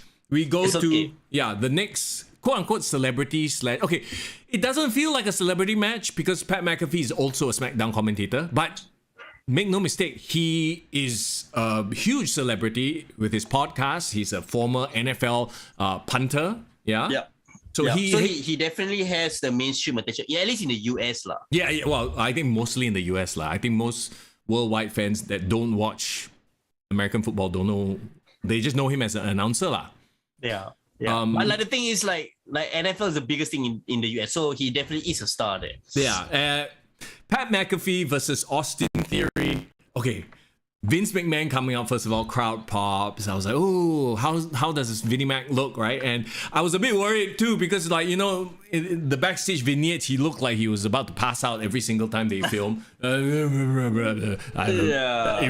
of the pencil. He looks a bit like, you know, weathered. Like you can see his age. Yeah. And you know, how old is he? Is he 75? Something? Yeah, like 75 going 76, 77, around there. I think he probably couldn't give two fucks about filming too. He was like, okay lah, this is fucking one take, one take. Yeah. No, but one thing I like about this whole presentation was they were very smart. Once again, with the entrance choices, bro. 7 Nations Army. Oh, dun. Why? Okay, is there some sort of significance to this song? I mean, that's a very famous football chant. Like everywhere, right. NFL, they always play that song. Okay. The crowd is always yeah. So it's very well known. Okay, so there you go. That's probably what it is, lah. The match itself, okay, it's the only other reference to a match I have for Pat McAfee is obviously Adam Cole, right? Yep. You can tell that Adam Cole was a more seasoned pro because he made Pat McAfee look better. Their match was better. Much better.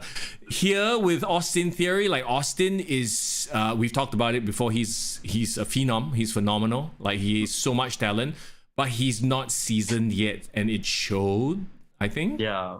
No, and of course, Pat McAfee, when he was fighting against Adam Cole was supposed to be playing a dominant heel, carrying and leading the match. Yes. But in this match, the layout was different. Pat McAfee was like this babyface hero beating up on this cowardly heel, and it was essentially him Theory getting beaten up most of the match. Yeah, but which is weird because, you know, Pat McAfee is a commentator lah.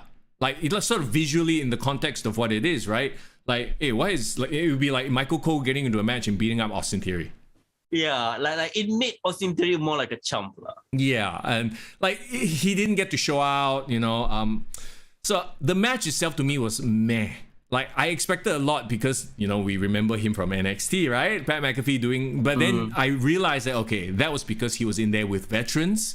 Now he's in there with someone who's newer, and like you said, the role that Austin Theory was playing didn't lend itself to, you know, him leading the match lah. But I do have to say that the crowd was hot, was crazy for Pat McAfee. He really felt like a mainstream star or like a hometown hero, some sort, I don't know. And they tried to sell the story. I mean, it's probably a real story lah. That, you know, even though he was this famous footballer, his childhood dream was to be a pro wrestler in the WWE. So like in the once again, the video package is amazing job, right? Hyped it all up, and then like going into it, you're like, okay, I know the story here. Like he's living out his dream, blah blah blah. And then Michael Cole being super biased. You gotta love a biased Michael Cole. Yeah, I was saying on the Discord, like just now I was listening to everyone. Everyone was loving Michael Cole's commentary. Yep. And I said, he hasn't been this passionate on commentary since Eddie Guerrero won the title. Right. I mean, but it makes sense, right? Because like he's your best friend on at the commentator's booth, and now he's in the ring, and then he's getting screwed. But okay, let's get to the ending. He pulls off a shock win. Does this diminish Austin Theory? Yeah, it was. But I was happy for like McAfee. It felt like a clean win. It felt like okay, the match was gonna end and we're gonna move on. But then. Wait, hold on. Before we get there, do you think it diminishes Austin Theory? Because Austin Theory is the star that's supposed to, you know, be built. No, we are agreeable that it did, but I feel that it's early enough in his career that he will recover. Like it's not a big deal. But like think about it, Austin Theory's first WrestleMania, bro. Like how amazing is his first WrestleMania? He's in the ring. Bro, he has Vince McMahon being with him. I mean, it's a great stage for him. So I'm not really feel that he lost out that much. Let me stop you right there. This is not his first WrestleMania. Do you remember? I mean, WrestleMania 36. The empty arena WrestleMania. He remember, we all thought that was way too early for him, right? That was why he got random call out to Raw for no reason, right? Yeah, because I think they needed somebody. I forgot what the match was. Him and somebody else for the tag team titles, right? Really? Was it him with Seth Rollins? It was part of Seth Rollins' crew, or? I forgot. Shit. Somebody in chat remind us. Austin Theory made his WrestleMania debut that year, the pandemic WrestleMania year, right? And then he had a match. But anyway, yes, sorry, that was just a random point. But to see Vince just sitting out there, that was quite the trip. But obviously the setup was for something else. And I don't know how many of us, like, I don't think any of us knew. There was nothing about this on the dirt sheets, were there? There was initially.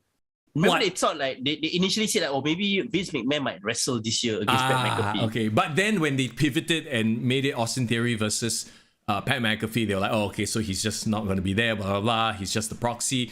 But then when they did challenge him to a match, I was like, whoa, like I legit felt the once again, I felt like the goosebumps, right? Like he takes off his jacket and puts it back on. He milked the crowd.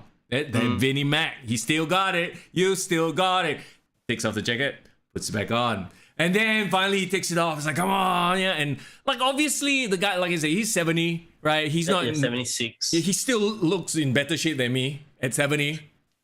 For crying out loud. And how do you feel when that actually played out and then they rang the bell and everything? Yeah, like you, it gave me goosebumps. I was like, oh man, Vince McMahon back in the ring. But I know for a fact, like, come on, you're not gonna let Pat McAfee lay his hands on the boss. No. Like there's gonna be something. There's some mission, and he goes. So when Austin Theory interfered, I'm like, okay, yeah, this makes sense. Yeah. But then when Vince McMahon beat Pat McAfee, I felt like it couldn't end like that because you just basically erase Pat McAfee's win. Yeah. But also when it happened to, I was like, okay, and they purposely dragged it out. They didn't immediately go to what was next, which is. Once again, this is all timing. Wait, build the moment. All right, we're going to move on. All right, that's it. You know, that's the end of that. And then the glass shatters and I forget, I literally like, holy shit. I physically stood up and went, what the? You know, and it's been such a long time since we've done that for like WWE or wrestling in general. I was like, but once again, I go back to, there's something in the back of my head that says, but it's only because of nostalgia. Like nothing in the current product will make me do that, which is like, yeah, no, but that just goes to show how enduring the star power of Stone Cold is, right? Like, bro, I think the fact that to this very day, Stone Cold is still the one that gets the loudest pop is both a testament to his star power back then, but also is an indictment of the WWE now. Yeah, I agree. It's sobering to realize, but then I love the choice of word, by the way, sobering, because nothing and nobody was sober after this little interaction. Okay. Yeah, I know what you mean, right? But I mean, I appreciate your choice of words of testament and indictment. There is some lyrical foreplay there. Yeah. But, okay, but the point is, the point I'm trying to make is, Stone Cold was supposed to come only for one night. So I think, right, it made sense that he will appear on both nights and make the crowd happy on both nights. I think both crowds would have wanted to see Stone Cold. And we never thought of it, but when Stone Cold came out, he was the perfect guy to come in between Vince McMahon. Come on. It was just a perfect moment. It took you back to the Attitude Era when you were a pimply faced kid. Well, I was watching and marking out to Stone Cold, and the only thing that would have made this more perfect. What do you think it is? What? JR or commentary. Yeah, if JR for one night they trade him back to WWE, and if he were on commentary, like, okay, Cole did fine, you know, the energy was there, but just to hear JR, I like the whole time through, I was like, if only JR could be the guy. Stone Cold, he's stopping a mud hole and walking it. Like Corey Graves did the best he could, Michael Cole did the best he could, but I was like, fuck, JR would have been perfect here. Yeah, it would have been so amazing. But maybe we gotta look to the future, right? And in terms of future, like how it was perfect. It had to be Austin stunning another Austin, right?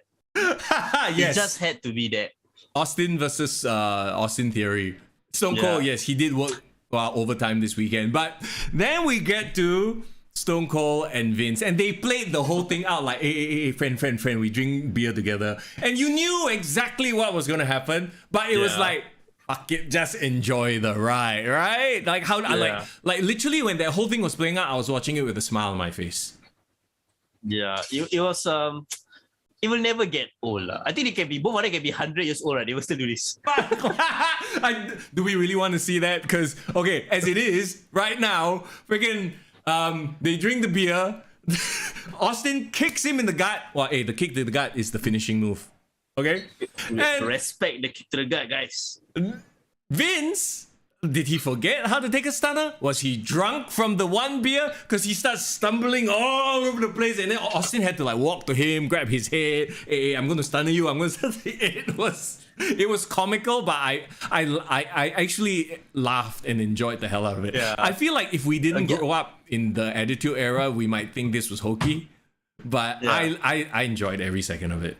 Okay, first of all, I think let's agree, Vince McMahon never had the ability to take a good stunner. No. Even when 20 years ago, right? No. His first ever stunner he took, it was the worst sell roll ever. Yeah.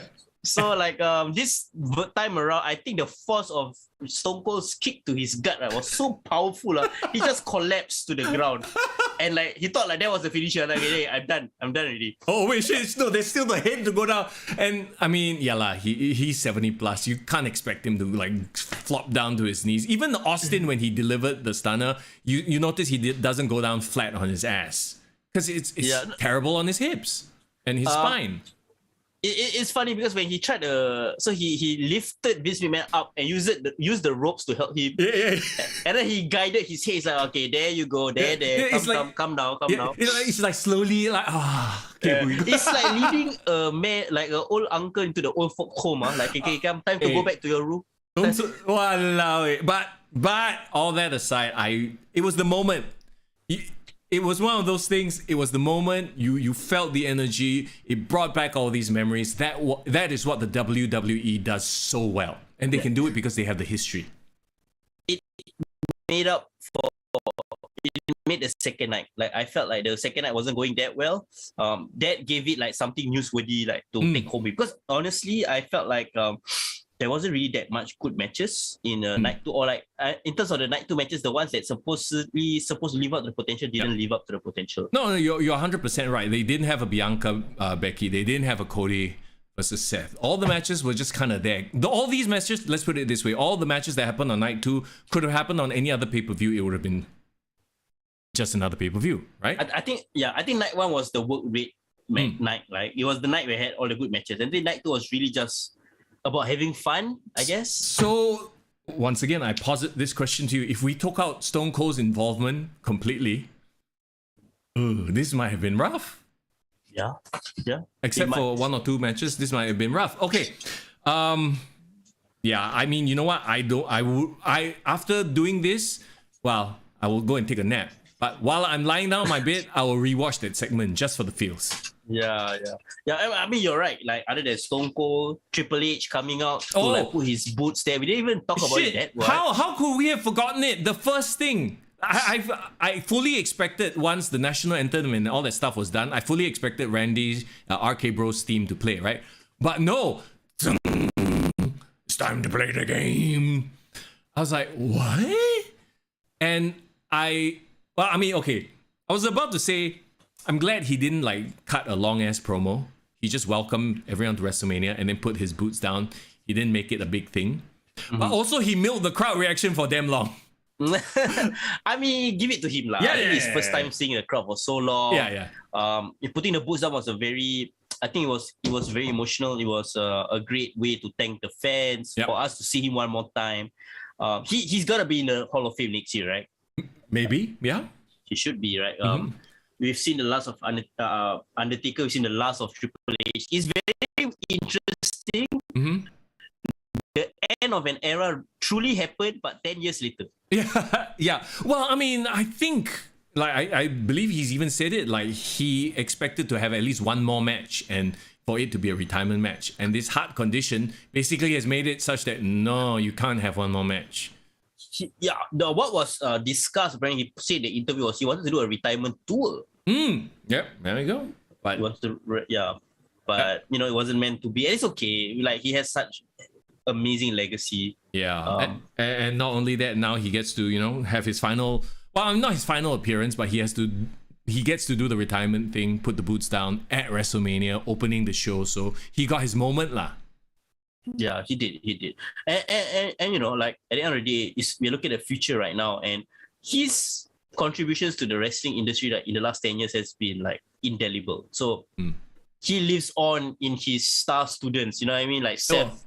Oh, you mean he has created all these wrestlers that will become the foundation of AEW? Is that what you're saying? Yeah, apparently. Jilted lover. Okay, sorry. Let's jump right back to the main event. And we have Roman Reigns versus Brock Lesnar. The presentation, the crowd, they were still hyped for it. Like even after 4 hours, probably 5-6 hours of being there, the energy level did not drop. This crowd was like, way to go, Dallas. This is like a star crowd. Like every match plus 1 star because of this crowd, right? The crowd made the night, both nights. 100%. So, what is there even to talk about this match? Huh? It's just basically, you know, you play the video game, you start the match with every signature, every finisher move, spam. It was just that. Right. I don't know what else to say, but I think this was essentially a Goldberg versus Brock Lesnar match. Yeah, sure. It was just that. But I don't know what else I was expecting. I mean, I expected it to be a proper wrestling match, but then again, it's WWE wants to make a main event match this format nowadays. Do you think it's the quote unquote UFC influence, right? Where sometimes these matches can just end on a sudden note. You know, so that shock finish vibe, because they traded big moves back and forth. I at no point did I feel like, oh, this was going to be the end of the match. You know, so maybe that's what they were going for. Like, okay, let's not drag this out and make this a hole for hole sort of a thing. They just everyone spam, so you don't know when the finish will come. But I think that's the wrong thing. I think they should have had a proper wrestling match. Because you know they can. You know Brock Lesnar can have a wrestling match. You know the best part about Roman Reigns matches recently was when he's doing wrestles and he's talking trash to the crowd. Like, you know, like you really using character work. Yeah. And like I feel like they didn't use the best of each one of their strengths. Like, I don't think Brock Lesnar's best strength is doing spamming moves. I think it's him throwing people around and like kind of dominating the competition, but not just by, you know, suplexes and F5s. I think he could have done a well-paced, thought-out layout of a match. Even if they brawl in the crowd, right, they would have still given me something more. Was it interesting that the Usos weren't around for this match? Like, they tried to keep it as clean. I mean, there's Paul Heyman, but it was as clean as it gets. Like, you know, it wasn't like a massive, like, everybody gets involved deal. I don't know whether I missed out any backstage segment where Roman Reigns told the Usos to stay at the back or something, but it felt like, like maybe they really wanted it to be undisputed. Like, really, this is the champ. Yeah, they wanted to put Roman Reigns over hard lah. Yeah. So, but like the finish didn't feel like it was supposed to be the finish, in my opinion. Yeah, so on Discord as well, everyone was like, what the hell? Like, really? That was the finish, you know? And do you think it's just a case of the hype was so high to a point where there was no way to make this, you know, as good as the hype had it up to be? You know what I mean? It's like expectations were too high already. I disagree, because I felt like this was the same issue with the triple threat women's match in WrestleMania 35. It ended by a random Piper spit, and it didn't feel like the ending, but it was apparently the ending. And like, what the fuck? Is that it? Right. You know? And it didn't build up to that finish. Like it felt like it was still in the middle of a sequence leading up to another finish. Yeah. So I was a bit confused by the way they tried to end that match. It was a very anticlimactic ending, and there was no one coming out after that. It just ended. Yeah. So, okay, it finished with a random sort of like a reversal of the Kimura. Or was it? No, he got out of the Kimura, then all of a sudden, bam, spear. That's it, right? So that was the big finish. Yeah. And you expected Brock to kick out of that because, he's kicked out of many spears already. Are they trying to, and I'm just playing devil's advocate here, because like we talked about WrestleMania, the expectation is everyone kicks out of everyone's finisher. So... so you make it such that it is super unpredictable that all of a sudden he just loses in that moment, and then this sets up backlash. So you have an excuse. If they were to set up another match, I think then it defeats the whole purpose of it being like the biggest WrestleMania main event of all time. I think this should have been the rivalry ender, bro. Like, I wouldn't have minded, right, if Roman Reigns dominated the shit out of Brock Lesnar. It became a one-sided thrashing victory. Really? I know it wouldn't be realistic. Yeah. But at least you know definitively Roman Reigns is the better man. Right. I get what you're saying. It's like you put Roman Reigns over, but he's still a bit like, it wasn't put over strong lah. But then again, you can't, because you still need Brock Lesnar to be this dominant, destroyer, right? And what sucks is that didn't Drew McIntyre basically put down Brock? Oh, wait. Yeah. Yep. Yeah, Drew McIntyre won WrestleMania 2020. What? Yeah, so I mean, like, I don't know. It feels a bit like there's no escaping it. It felt like a anticlimactic finish, like especially with a night that included so many ups and downs. The Austin McMahon stuff was a high. It hit the peak, and then it just and then of course the only way. My favorite, like you mentioned just now. Yeah, go ahead. Oh, I think we have a bit of a lag issue. Hang on. Oh, there you go. We're back. All right. Sorry, go ahead. Okay. I see you. No, my favorite thing about the match was the reverse spear into the Kimura lock. That was cool. Okay, right. Yeah. Oh, there was this one weird spot where he tried to spear his back. Do you remember this? And it looked spear to the ass. It's like me burying my face in your ass. It looked so weird, and it like I don't know. He couldn't sell it properly. Did Brock Lesnar forget to turn around? I don't know. But the same thing happened with Bobby Lashley and Omas. There was a spear to the back, which made no sense. If it was a planned spot, like, I don't know. Like, to take... Hey, I'm not the person to ask for... to talk about spear cells, right? But at least if you take a spear to the back, you would have to like do a back bend or some shit and then fall forward. Like, it just felt very weird. I don't know, man. I think our listeners will agree that the match. Sorry, what was that? Say that again. No, it kind of brought a dampener to the ending of the night. Like, it could have ended in a high, but everyone's like, it ended like, oh, really? Is that it? Yeah. There's no interference. No one's coming out to. If someone had to come out to kind of salvage the ending, in my opinion. If the match was back and forth and like was a match that you built up to, I think even with Roman Reigns winning, it would still have been a high. Yeah. But because it was such a sudden, like, out of the blue ending, you expected more, and then there was no more, and that's why it felt like someone let the air out of a balloon, right? Like, yeah, exactly. Like, you think that shit happens, and then Roman Reigns standing there triumphant. You expected The Rock to like show up, or somebody to be like, no, I challenge you, but no. You watch back the Crown Jewel match that they had. It was much better. It was much better, and it had even more definitive ending somewhere. So yeah, very weird. Like I said, maybe they are thinking forward lah. Oh, we need to sell tickets or not sell tickets. Yeah, sell tickets. No Paul Heyman interference or Paul Heyman factoring into the ending as well. God lah, a bit like he passed him the belt, he low blow. Kind of, yeah, but like I would have loved to see a Paul Heyman getting his comeuppance. Right. Well, maybe that, like I said, I think Brock is gonna be around for a while longer. Cage match next, so Heyman can't interfere or some such stipulation. Yeah, but again, I kind of don't want to see this match anymore. Like Roman Reigns kind of got the rub. I know it was not what we thought it would be, but I think he should move on from Brock. Right. Well, I mean, okay, and here's the other talking point. Right now, we have a combined champion. So obviously, Roman Reigns is going to show up on Raw, and they'll debut a new belt, or he will come out with two belts. I don't know what the thing is going to look like. I hope it's a new belt. Actually, I like that they take a while. Let him walk around with two belts because it looks cool.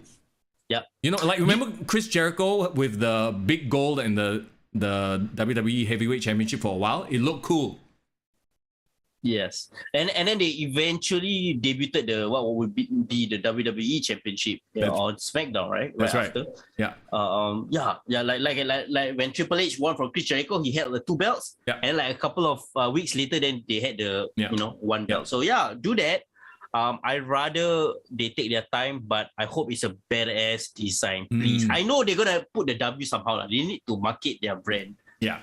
No, I'm sure lah. I'm sure it'll be fine. I hope it'll be fine. Anyway, there you go. That's WrestleMania Night 2.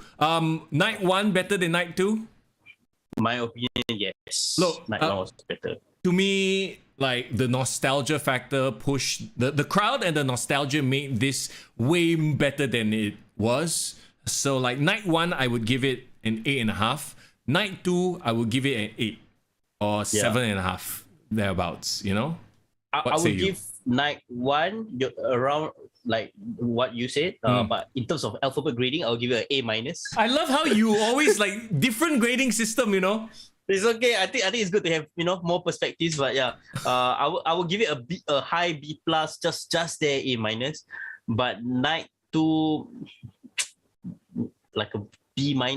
Okay, I mean it's still respectable, but like I said, it was. Take out the Vince McMahon, take out the Austin stuff. I think those grades dropped drastically already. Would it have been a better WrestleMania than last year or last 2 years? Oh yeah, like 1,000%, yes. Even with the crowd coming back last year, this WrestleMania was still better. Right? This WrestleMania felt like the old WrestleMania, the WrestleManias of old. You know? It felt, I wanted to see a couple of like responses to the poll that we did for Night 1. So for Night 1, Irvin said 8 out of 10, -point for the Book's injury and the sloppy Rousey match. Jerry Donut said 9 out of 10. Jason said more fun than I expected. That Bianca match was fire. Very interesting. Shafiq the Slayer said 10 out of 10. Night 1. Okay. Like I mean, Underscore Footer is 9.5 out of 10. Woo! Jin Long 7.5 out of 10. Wow. Jin Long got high standards, yeah. Yeah, Zerfken, I'm so sorry I can't pronounce the name. A. Faris Farhan, another Farhan, what's up? 7. And the best come from Naomi, Naresh Shak, our colonizer. It was shit. Wait, what? Stop. Is she talking as the colonizer? I don't know, but she just said shit. I refuse to believe that.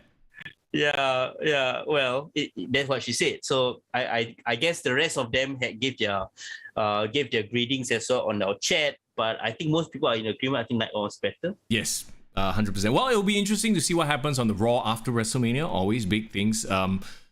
Expect Cody Rhodes to say some stuff. That would be big. Yeah, expect Roman Reigns to show up with 2 belts. Expect Veer. Finally, Veer coming. I swear, no, he's like, I hope he gets the biggest pop of his entire career and they just hot shot it. Yeah, I think Veer will be the most unexpected, most popular superstar on Raw. And tomorrow. Literally, he didn't do anything. He's just like, all of the promo packages. Yeah, then WWE can lay claim to the fact that they actually really created a star with Veer. Oh shit! Unexpected star. Yeah. Tovakin says Night 1 8, Night 2 6. Oh, okay. Guys, thank you so much for hanging out with us. As we talked about both nights of WrestleMania, a little bit of Stand and Deliver. I know it's a lot of wrestling, and like I said, I think after Raw, I might just chill out with the wrestling for a week and just not, watch too much, play the game and stuff like that. But here's the thing. This upcoming weekend on Saturday, Grapple Max has their second live event post-COVID called COVID-2, the second dose. Yeah, second dose. Yeah, so, very smart marketing right there. So we are going to be there live and in person. So if you do see us there, please come say hi to us. I mean, it's been such a long time. We've gotten to see pro wrestling live, so I can't wait. And we'll give you our thoughts on it next Monday as well. can't wait to see you, Mr. Young, live after so long as well. Same. So, chat, once again, thank you so much for hanging out. If you're listening to the podcast, we thank you for downloading. Remember to come join us on the Discord for more chats outside of the podcast as well. And of course, check out our Patreon, links all in the description, different tiers with different benefits and whatnot. We're going long today. We're going as long as WrestleMania, but it's been a stupendous one, and we thank you for hanging out. Yeah, it's been a stupendous podcast and a long-running podcast, appropriate for WrestleMania weekend. And thank you so much, guys. Please take a break from wrestling. Yes. Go relax, detox. Go watch something other than wrestling. All right, it's Mister Young. And it's Foreign in the building. Take care. Kick to the gut. I like it.